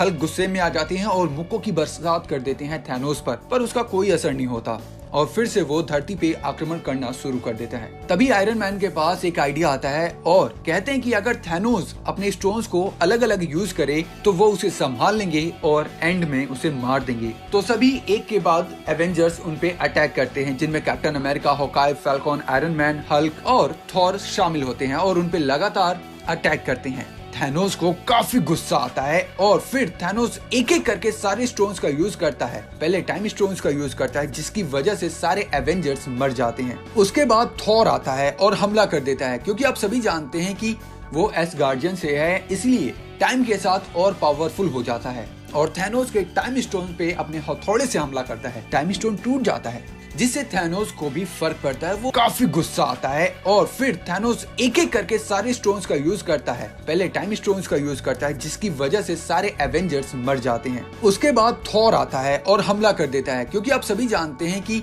वो एसगार्डियन से है, इसलिए टाइम के साथ और पावरफुल हो जाता है और थैनोस के टाइम स्टोन पे अपने हथौड़े से हमला करता है। टाइम स्टोन टूट जाता है, जिससे थैनोस को भी फर्क पड़ता है। वो बूढ़ा होने लगता है। उसके बाद तुरंत थैनोस टाइम स्टोन को रिवर्स कर देता है, जिससे सारे एवेंजर्स फिर से एक बार जिंदा हो जाते हैं। जब सारे एवेंजर्स जिंदा हो जाते हैं तो वो एक दूसरे से लड़ने लगते हैं, जहां आयरन मैन सबको बताता है कि थैनोस माइंड स्टोन का यूज कर रहा है। उसके बाद हल्क बोलता है कि अपने गुस्से को कंट्रोल मत करो, बल्कि थैनोस की तरफ टारगेट करो। थैनोस पे हल्क अटैक करता है और वो फिर से बच जाता है, लेकिन हल्क का गुस्सा धीरे धीरे और बढ़ता है। वो एक बार फिर से थैनोस पर हमला करता है, मुक्कों की बरसात कर देता है। फिर धीरे धीरे सारे एवेंजर्स धावा बोल देते हैं। जैसे ही उसे एहसास होता है थैनोस को कि वो हार रहा है, तो स्पेस स्टोन का यूज करके टेलीपोर्ट होने लगता है। फिर सारे एवेंजर्स पे एक एक करके हमला करने लगता है, लेकिन हॉकाई और ब्लैक विडो को उसके पैटर्न का पता चल जाता है। दोस्तों, जैसा कि आपने पहले फिल्म में देखी होगी कि जैसे ही पीछे से कोई हमला करता है ब्लैक विडो पे या हॉकाई पे, तो वो उस पे हमला नहीं कर पाते, क्योंकि हमला करने से पहले हॉकाई को और विडो को पता चल जाता है कि हाँ, पीछे कोई है और हमला करने वाला है। पैटर्न का पता चल जाता है और वो थैनोस के अटैक करने से पहले उस पर अटैक करके उसे गिरा देता है और उसी वक्त थॉर अपना हथौड़ा उस पर रख देता है और आयरन मैन गॉन्गलेट निकाल लेता है। थैनोस को पकड़कर शील्ड के हेडक्वार्टर लाया जाता है, जहां निक को लगता है अब सब ठीक हो गया, पर कैप्टन अमेरिका बोलता है कि नहीं, रेड स्कल अभी भी आजाद घूम रहा है। निक फ्यूरी उसको रिकरेक्ट करते हैं और कहते हैं कि रेड स्कल ने सरेंडर कर लिया है। इस बात पर कैप्टन अमेरिका को शक हो जाता है और वो थैनोस पर अटैक कर देते हैं और बताता है कि थैनोस रियलिटी स्टोन का यूज करके ऐसा सब कुछ कर रहा है। वो जो दिखाना चाहता है हम वही देख रहे हैं। उसके बाद फिर सारे मिलकर थैनोस पर हमला करने लगते हैं, जिससे रियलिटी स्टोन टूट जाता है और सारे फिर से वहीं आ जाते हैं जहाँ से ये वॉर या जहाँ से ये फाइट शुरू हुई थी। आने के बाद थैनोस सब पे अपने अपने स्टोन्स यूज करता है और अटैक करता है, जिसमें आयरन मैन मर जाता है। पर जैसे ही वो हेलमेट खोल के देखता है तो पता चलता है कि शूट के अंदर टोनी है ही नहीं। टोनी रिमोट के जरिए शूट को चला रहा था। फिर टोनी बोलता है कि उसको सारे स्टोन्स की रीडिंग मिल गई है और वो उस रीडिंग से प्रोजेक्ट अर्जेनेल को ऑनलाइन ला सकता है। प्रोजेक्ट अर्जेनेल एक रोबोट रहता है जो सारे इन्फिनिटी स्टोन्स के पावर को एब्जॉर्ब कर सकता है। थैनोस को और गुस्सा आता है और टोनी के पूरे ऑफिस को स्पेस में ले आता है और उसी टाइम वहां अर्जेनेल भी आ जाता है। वो थैनोस की तरफ बढ़ता है।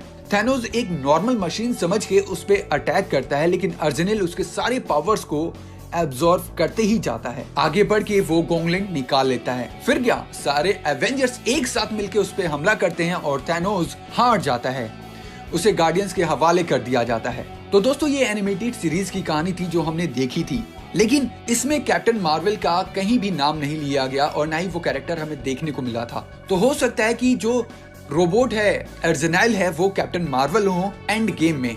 अब ये तो रियलिटी क्या है 26 को पता चलेगी या फिर 3 को हमें। आप इस पे कुछ कमेंट कर सकते हैं। अगर आपके पास कोई इन्फॉर्मेशन है तो हम उसको अपनी अगली वीडियो में जरूर शामिल करेंगे। दोस्तों, अगर आपको मेरी वीडियो पसंद आ रही है तो इससे पहले कमांडो 3 आ चुकी है और जंगली भी आ चुकी है, आप उसे देख सकते हैं और कमेंट कर सकते हैं। तब तक के लिए देखते रहें बॉलीग्राड स्टूडियोज। Thank you.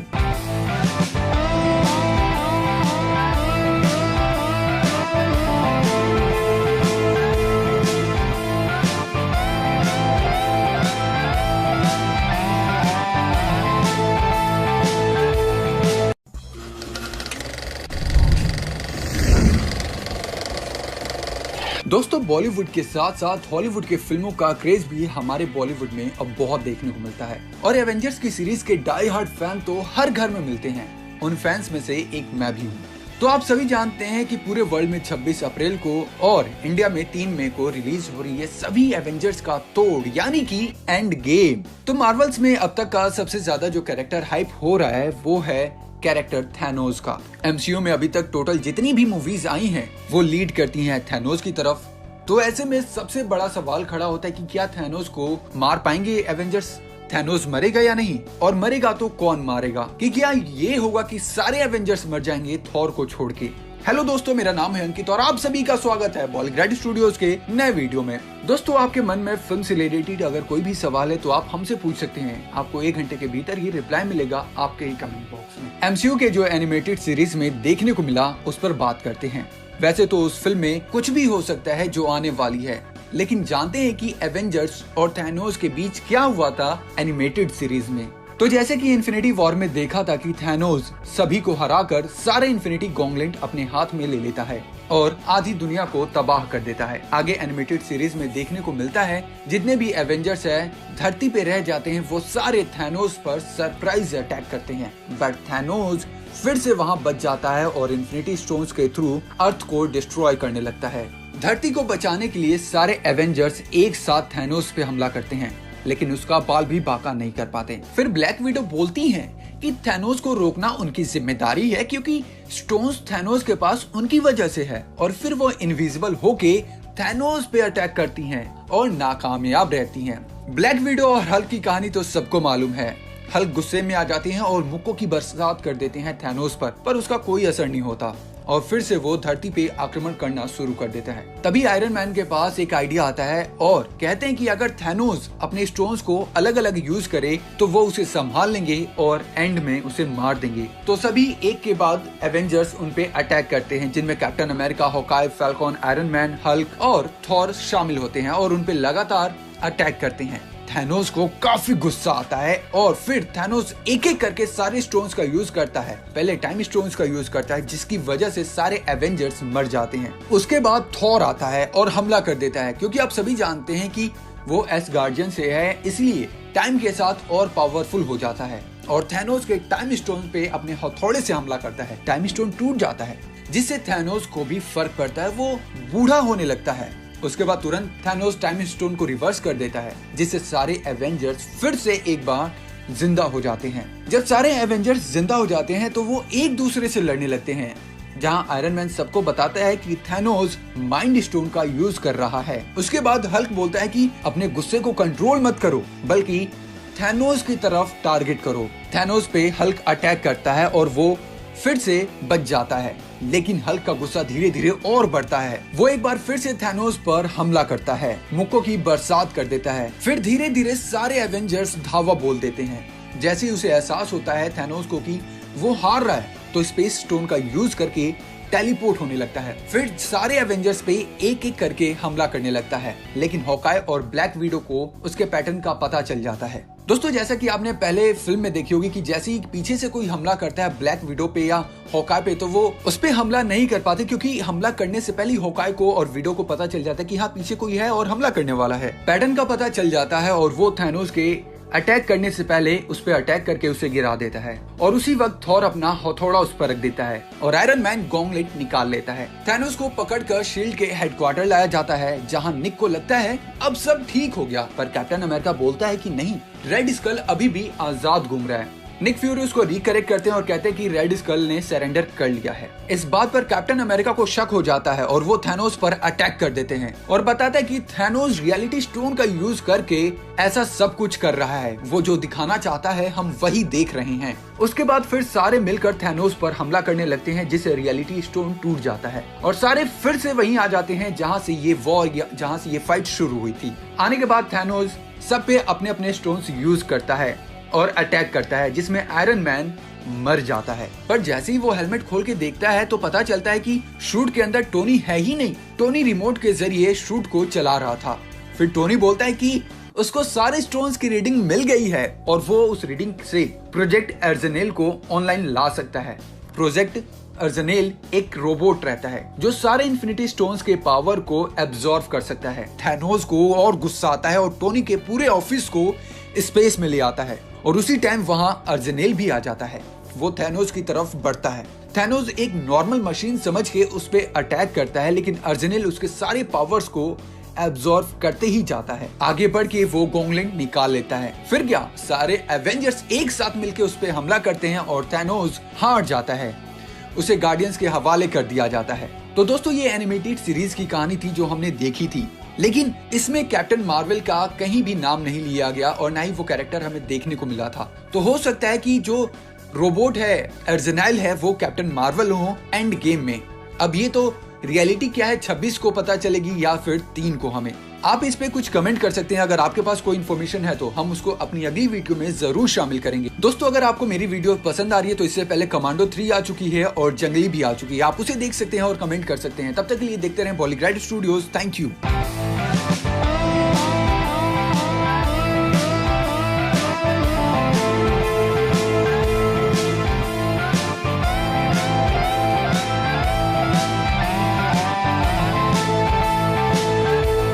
दोस्तों, बॉलीवुड के साथ साथ हॉलीवुड के फिल्मों का क्रेज भी हमारे बॉलीवुड में अब बहुत देखने को मिलता है और एवेंजर्स की सीरीज के डाई हार्ड फैन तो हर घर में मिलते हैं। उन फैंस में से एक मैं भी हूँ।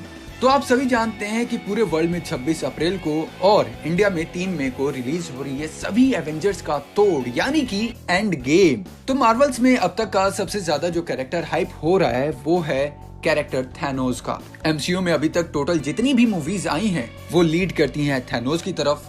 तो ऐसे में सबसे बड़ा सवाल खड़ा होता है कि क्या थैनोस को मार पाएंगे एवेंजर्स? थैनोस मरेगा या नहीं, और मरेगा तो कौन मारेगा? कि क्या ये होगा कि सारे एवेंजर्स मर जाएंगे थॉर को छोड़ के? हेलो दोस्तों, मेरा नाम है अंकित और आप सभी का स्वागत है बॉलीग्राड स्टूडियोज के नए वीडियो में। दोस्तों, आपके मन में फिल्म से रिलेटेड अगर कोई भी सवाल है तो आप हमसे पूछ सकते हैं। आपको 1 घंटे के भीतर ही रिप्लाई मिलेगा आपके ही कमेंट बॉक्स में। एमसीयू के जो एनिमेटेड सीरीज में देखने को मिला उस पर बात करते हैं। वैसे तो उस फिल्म में कुछ भी हो सकता है जो आने वाली है, लेकिन जानते हैं कि एवेंजर्स और थैनोस के बीच क्या हुआ था एनिमेटेड सीरीज में। तो जैसे कि इन्फिनिटी वॉर में देखा था कि थैनोस सभी को हराकर सारे इन्फिनिटी गॉन्गलेट अपने हाथ में ले लेता है और आधी दुनिया को तबाह कर देता है। आगे एनिमेटेड सीरीज में देखने को मिलता है जितने भी एवेंजर्स है धरती पे रह जाते हैं वो सारे थैनोस पर सरप्राइज अटैक करते हैं, बट थैनोस फिर से वहां बच जाता है और इन्फिनिटी स्टोन्स के थ्रू अर्थ को डिस्ट्रॉय करने लगता है। धरती को बचाने के लिए सारे एवेंजर्स एक साथ थैनोस पे हमला करते हैं, लेकिन उसका बाल भी बाका नहीं कर पाते। फिर ब्लैक विडो बोलती हैं कि थैनोस को रोकना उनकी जिम्मेदारी है क्योंकि स्टोन्स थैनोस के पास उनकी वजह से है, और फिर वो इनविजिबल होके थैनोस पे अटैक करती हैं और नाकामयाब रहती हैं। ब्लैक विडो और हल्क की कहानी तो सबको मालूम है।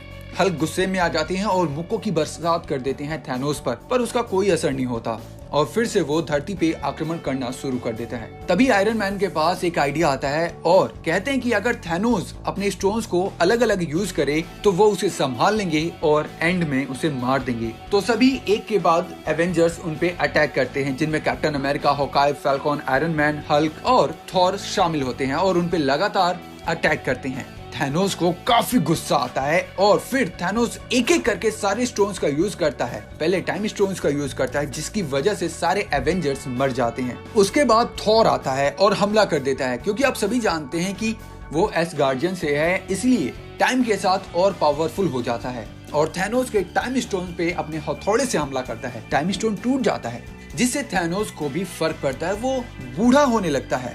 उसके बाद तुरंत थैनोस टाइम स्टोन को रिवर्स कर देता है, जिससे सारे एवेंजर्स फिर से एक बार जिंदा हो जाते हैं। जब सारे एवेंजर्स जिंदा हो जाते हैं तो वो एक दूसरे से लड़ने लगते हैं, जहां आयरन मैन सबको बताता है कि थैनोस माइंड स्टोन का यूज कर रहा है। उसके बाद हल्क बोलता है कि अपने गुस्से को कंट्रोल मत करो, बल्कि थैनोस की तरफ टारगेट करो। थैनोस पे हल्क अटैक करता है और वो फिर से बच जाता है, लेकिन हल्क का गुस्सा धीरे धीरे और बढ़ता है। वो एक बार फिर से थैनोस पर हमला करता है, मुक्कों की बरसात कर देता है। फिर धीरे धीरे सारे एवेंजर्स धावा बोल देते हैं। जैसे ही उसे एहसास होता है थैनोस को कि वो हार रहा है, तो स्पेस स्टोन का यूज करके टेलीपोर्ट होने लगता है। फिर सारे एवेंजर्स पे एक एक करके हमला करने लगता है, लेकिन हॉकाई और ब्लैक विडो को उसके पैटर्न का पता चल जाता है। दोस्तों, जैसा कि आपने पहले फिल्म में देखी होगी कि जैसे ही पीछे से कोई हमला करता है ब्लैक विडो पे या हॉकाई पे, तो वो उस पे हमला नहीं कर पाते, क्योंकि हमला करने से पहले हॉकाई को और विडो को पता चल जाता है कि हाँ, पीछे कोई है और हमला करने वाला है। पैटर्न का पता चल जाता है और वो थैनोस के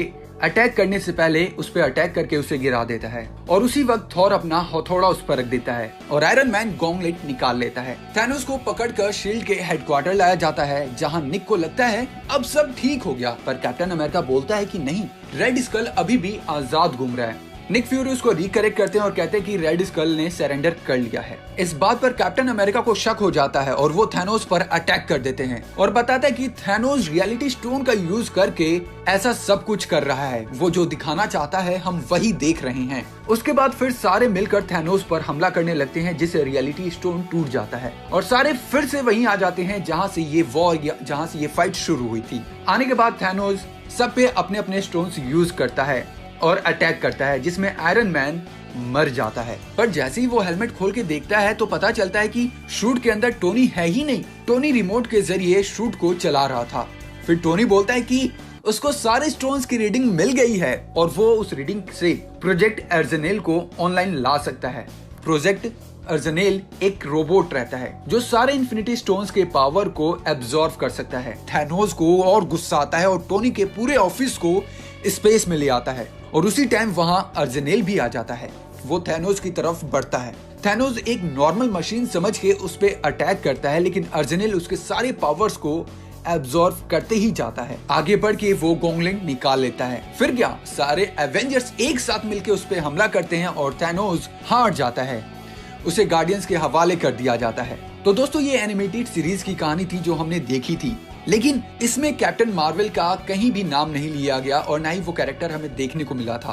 तो हो सकता है कि जो रोबोट है अर्जनेल है वो कैप्टन मार्वल हो एंड गेम में। अब ये तो रियलिटी क्या है 26 को पता चलेगी या फिर 3 को। हमें आप इस पे कुछ कमेंट कर सकते हैं। अगर आपके पास कोई इन्फॉर्मेशन है तो हम उसको अपनी अगली वीडियो में जरूर शामिल करेंगे। दोस्तों, अगर आपको मेरी वीडियो पसंद आ रही है तो इससे पहले कमांडो 3 आ चुकी है और जंगली भी आ चुकी है, आप उसे देख सकते हैं और कमेंट कर सकते हैं। तब तक के लिए देखते रहें Bollygrad studios. Thank you.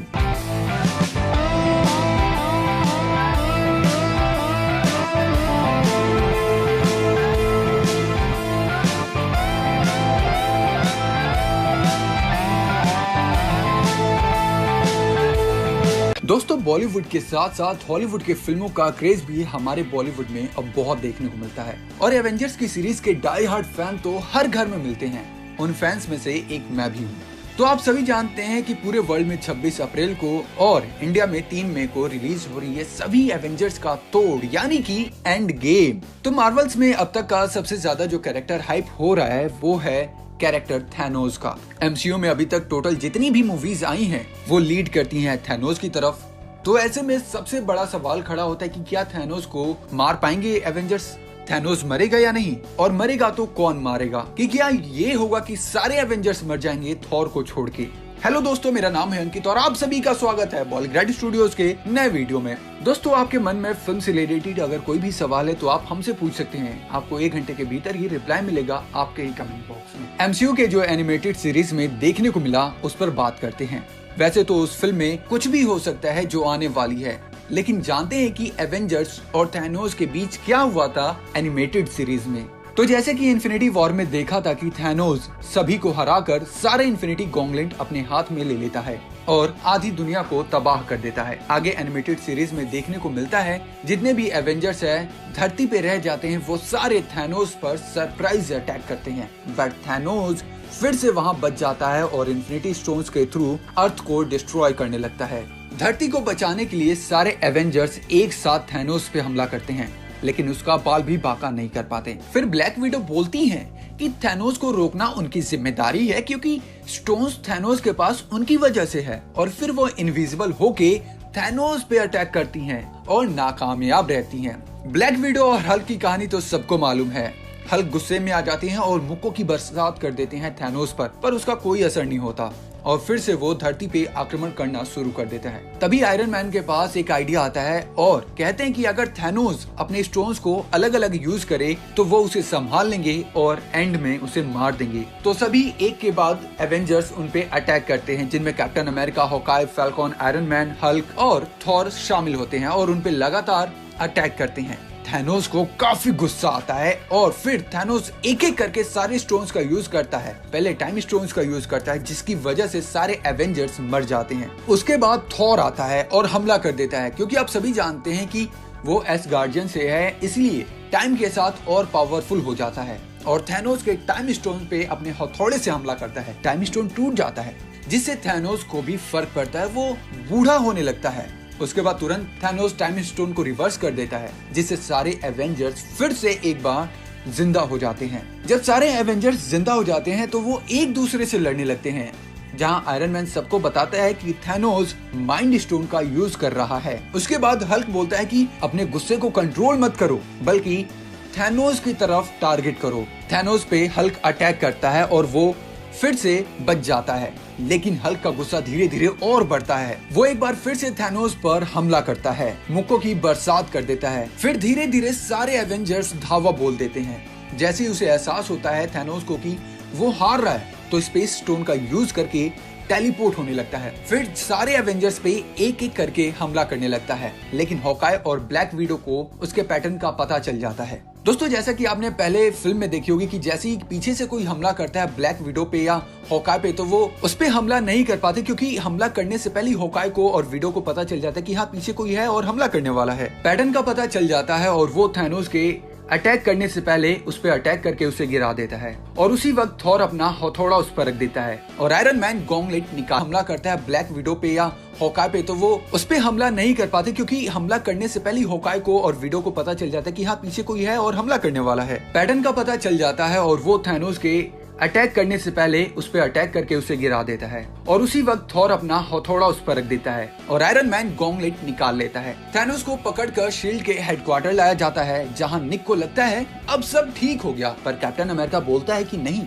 Red school अभी भी आजाद घूम रहा है। निक फ्यूरी उसको रिकरेक्ट करते हैं और कहते हैं कि रेड स्कल ने सरेंडर कर लिया है। इस बात पर कैप्टन अमेरिका को शक हो जाता है और वो थैनोस पर अटैक कर देते हैं और बताता है कि थैनोस रियलिटी स्टोन का यूज करके ऐसा सब कुछ कर रहा है, वो जो दिखाना चाहता है हम वही देख रहे हैं। उसके बाद फिर सारे मिलकर थैनोस पर हमला करने लगते हैं, जिससे रियलिटी स्टोन टूट जाता है और सारे फिर से वहीं आ जाते हैं जहां से ये वॉर या जहां से ये फाइट शुरू हुई थी। आने के बाद थैनोस सब पे अपने अपने स्टोन्स यूज करता है और अटैक करता है, जिसमें आयरन मैन मर जाता है। पर जैसे ही वो हेलमेट खोल के देखता है तो पता चलता है कि शूट के अंदर टोनी है ही नहीं। टोनी रिमोट के जरिए शूट को चला रहा था। फिर टोनी बोलता है कि उसको सारे स्टोन्स की रीडिंग मिल गई है और वो उस रीडिंग से प्रोजेक्ट अर्जनेल को ऑनलाइन ला सकता है। प्रोजेक्ट अर्जनेल एक रोबोट रहता है जो सारे इन्फिनिटी स्टोन्स के पावर को एब्जॉर्ब कर सकता है। थैनोस को और गुस्सा आता है और टोनी के पूरे ऑफिस को स्पेस में ले आता है और उसी टाइम वहां अर्जनेल भी आ जाता है। वो थैनोस की तरफ बढ़ता है। थैनोस एक नॉर्मल मशीन समझ के उस पे अटैक करता है, लेकिन अर्जनेल उसके सारे पावर्स को एब्जॉर्ब करते ही जाता है। आगे बढ़ के वो गॉन्गलेट निकाल लेता है। फिर क्या, सारे एवेंजर्स एक साथ मिलकर उस पे हमला करते हैं और थैनोस हार जाता है। उसे गार्डियंस के हवाले कर दिया जाता है। तो दोस्तों, ये एनिमेटेड सीरीज की कहानी थी जो हमने देखी थी, लेकिन इसमें कैप्टन मार्वल का कहीं भी नाम नहीं लिया गया और ना ही वो कैरेक्टर हमें देखने को मिला था। तो हो सकता है कि जो रोबोट है, अर्जनेल है, वो कैप्टन मार्वल हो एंड गेम में। अब ये तो रियलिटी क्या है 26 को पता चलेगी या फिर 3 को। हमें आप इस पे कुछ कमेंट कर सकते हैं। अगर आपके पास कोई इन्फॉर्मेशन है तो हम उसको अपनी अगली वीडियो में जरूर शामिल करेंगे। दोस्तों, अगर आपको मेरी वीडियो पसंद आ रही है तो इससे पहले कमांडो 3 आ चुकी है और जंगली भी आ चुकी है। आप उसे देख सकते हैं और कमेंट कर सकते हैं। तब तक के लिए देखते रहें बॉलीग्राड स्टूडियोज। Thank you.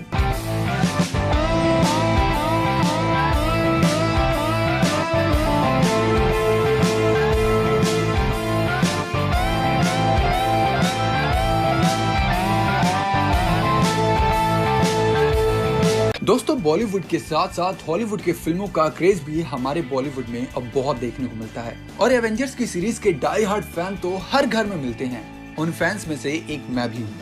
तो आप सभी जानते हैं कि पूरे वर्ल्ड में 26 अप्रैल को और इंडिया में 3 मई को रिलीज हो रही है सभी एवेंजर्स का तोड़ यानी कि एंड गेम। तो मार्वल्स में अब तक का सबसे ज्यादा जो कैरेक्टर हाइप हो रहा है वो है कैरेक्टर थैनोस का। एमसीयू में अभी तक टोटल जितनी भी मूवीज आई हैं वो लीड करती हैं थैनोस की तरफ। तो ऐसे में सबसे बड़ा सवाल खड़ा होता है कि क्या थैनोस को मार पाएंगे एवेंजर्स? थैनोस मरेगा या नहीं, और मरेगा तो कौन मारेगा? कि क्या ये होगा कि सारे एवेंजर्स मर जाएंगे थॉर को छोड़ के? हेलो दोस्तों, मेरा नाम है अंकित और आप सभी का स्वागत है बॉलीग्राड स्टूडियोज के नए वीडियो में। दोस्तों, आपके मन में फिल्म से रिलेटेड अगर कोई भी सवाल है तो आप हमसे पूछ सकते हैं। आपको 1 घंटे के भीतर ही रिप्लाई मिलेगा आपके ही कमेंट बॉक्स में। एमसीयू के जो एनिमेटेड सीरीज में देखने को मिला उस पर बात करते हैं। वैसे तो उस फिल्म में कुछ भी हो सकता है जो आने वाली है, लेकिन जानते हैं कि एवेंजर्स और थैनोस के बीच क्या हुआ था एनिमेटेड सीरीज में। तो जैसे कि इन्फिनिटी वॉर में देखा था कि थैनोस सभी को हराकर सारे इन्फिनिटी गॉन्गलेट अपने हाथ में ले लेता है और आधी दुनिया को तबाह कर देता है। आगे एनिमेटेड सीरीज में देखने को मिलता है जितने भी एवेंजर्स है धरती पे रह जाते हैं वो सारे थैनोस पर सरप्राइज अटैक करते हैं, बट थैनोस फिर से वहां बच जाता है और इन्फिनिटी स्टोन्स के थ्रू अर्थ को डिस्ट्रॉय करने लगता है। धरती को बचाने के लिए सारे एवेंजर्स एक साथ थैनोस पे हमला करते हैं, लेकिन उसका बाल भी बाका नहीं कर पाते। फिर ब्लैक विडो बोलती हैं कि थैनोस को रोकना उनकी जिम्मेदारी है क्योंकि स्टोन्स थैनोस के पास उनकी वजह से है, और फिर वो इनविजिबल होके थैनोस पे अटैक करती हैं और नाकामयाब रहती हैं। ब्लैक विडो और हल्क की कहानी तो सबको मालूम है। हल्क गुस्से में आ जाती हैं और मुक्कों की बरसात कर देते हैं थैनोस पर उसका कोई असर नहीं होता और फिर से वो धरती पे आक्रमण करना शुरू कर देता है। तभी आयरन मैन के पास एक आइडिया आता है और कहते हैं कि अगर थैनोस अपने स्टोन्स को अलग अलग यूज करे तो वो उसे संभाल लेंगे और एंड में उसे मार देंगे। तो सभी एक के बाद एवेंजर्स उन पे अटैक करते हैं, जिनमें captain America, Hawkeye, Falcon, iron man, Hulk और थॉर शामिल होते हैं और उन पे लगातार अटैक करते हैं। थैनोस को काफी गुस्सा आता है और फिर थैनोस एक एक करके सारे स्टोन्स का यूज करता है। पहले टाइम स्टोन्स का यूज करता है जिसकी वजह से सारे एवेंजर्स मर जाते हैं। उसके बाद थॉर आता है और हमला कर देता है, क्योंकि आप सभी जानते हैं कि वो एसगार्डियन से है, इसलिए टाइम के साथ और पावरफुल हो जाता है और थैनोस के टाइम स्टोन पे अपने हथौड़े से हमला करता है। टाइम स्टोन टूट जाता है जिससे थैनोस को भी फर्क पड़ता है, वो बूढ़ा होने लगता है। उसके बाद तुरंत थैनोस टाइम स्टोन को रिवर्स कर देता है जिससे सारे एवेंजर्स फिर से एक बार जिंदा हो जाते हैं। जब सारे एवेंजर्स जिंदा हो जाते हैं तो वो एक दूसरे से लड़ने लगते हैं, जहां आयरन मैन सबको बताता है कि थैनोस माइंड स्टोन का यूज कर रहा है। उसके बाद हल्क बोलता है कि अपने गुस्से को कंट्रोल मत करो बल्कि थैनोस की तरफ टारगेट करो। थैनोस पे हल्क अटैक करता है और वो फिर से बच जाता है, लेकिन हल्क का गुस्सा धीरे धीरे और बढ़ता है। वो एक बार फिर से थैनोस पर हमला करता है, मुक्कों की बरसात कर देता है। फिर धीरे धीरे सारे एवेंजर्स धावा बोल देते हैं। जैसे ही उसे एहसास होता है थैनोस को कि वो हार रहा है तो स्पेस स्टोन का यूज करके टेलीपोर्ट होने लगता है। फिर सारे एवेंजर्स पे एक एक करके हमला करने लगता है, लेकिन हॉकाई और ब्लैक विडो को उसके पैटर्न का पता चल जाता है। दोस्तों, जैसा कि आपने पहले फिल्म में देखी होगी कि जैसे ही पीछे से कोई हमला करता है ब्लैक विडो पे या हॉकाई पे तो वो उस पे हमला नहीं कर पाते, क्योंकि हमला करने से पहले हॉकाई को और विडो को पता चल जाता है कि हाँ पीछे कोई है और हमला करने वाला है। पैटर्न का पता चल जाता है और वो थैनोस के अटैक करने से पहले उस पर अटैक करके उसे गिरा देता है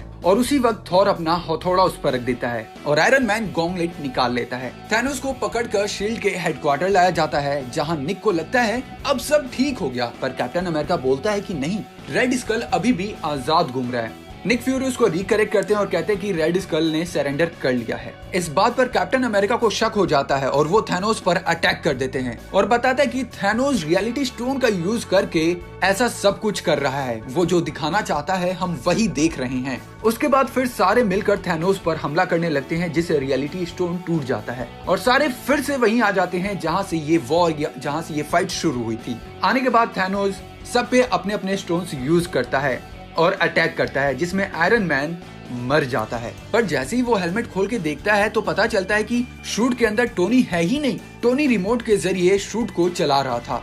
फिर टोनी बोलता है कि उसको सारे स्टोन्स की रीडिंग मिल गई है और वो उस रीडिंग से प्रोजेक्ट एर्जनेल को ऑनलाइन ला सकता है। प्रोजेक्ट अर्जनेल एक रोबोट रहता है जो सारे इन्फिनिटी स्टोन्स के पावर को एब्जॉर्ब कर सकता है।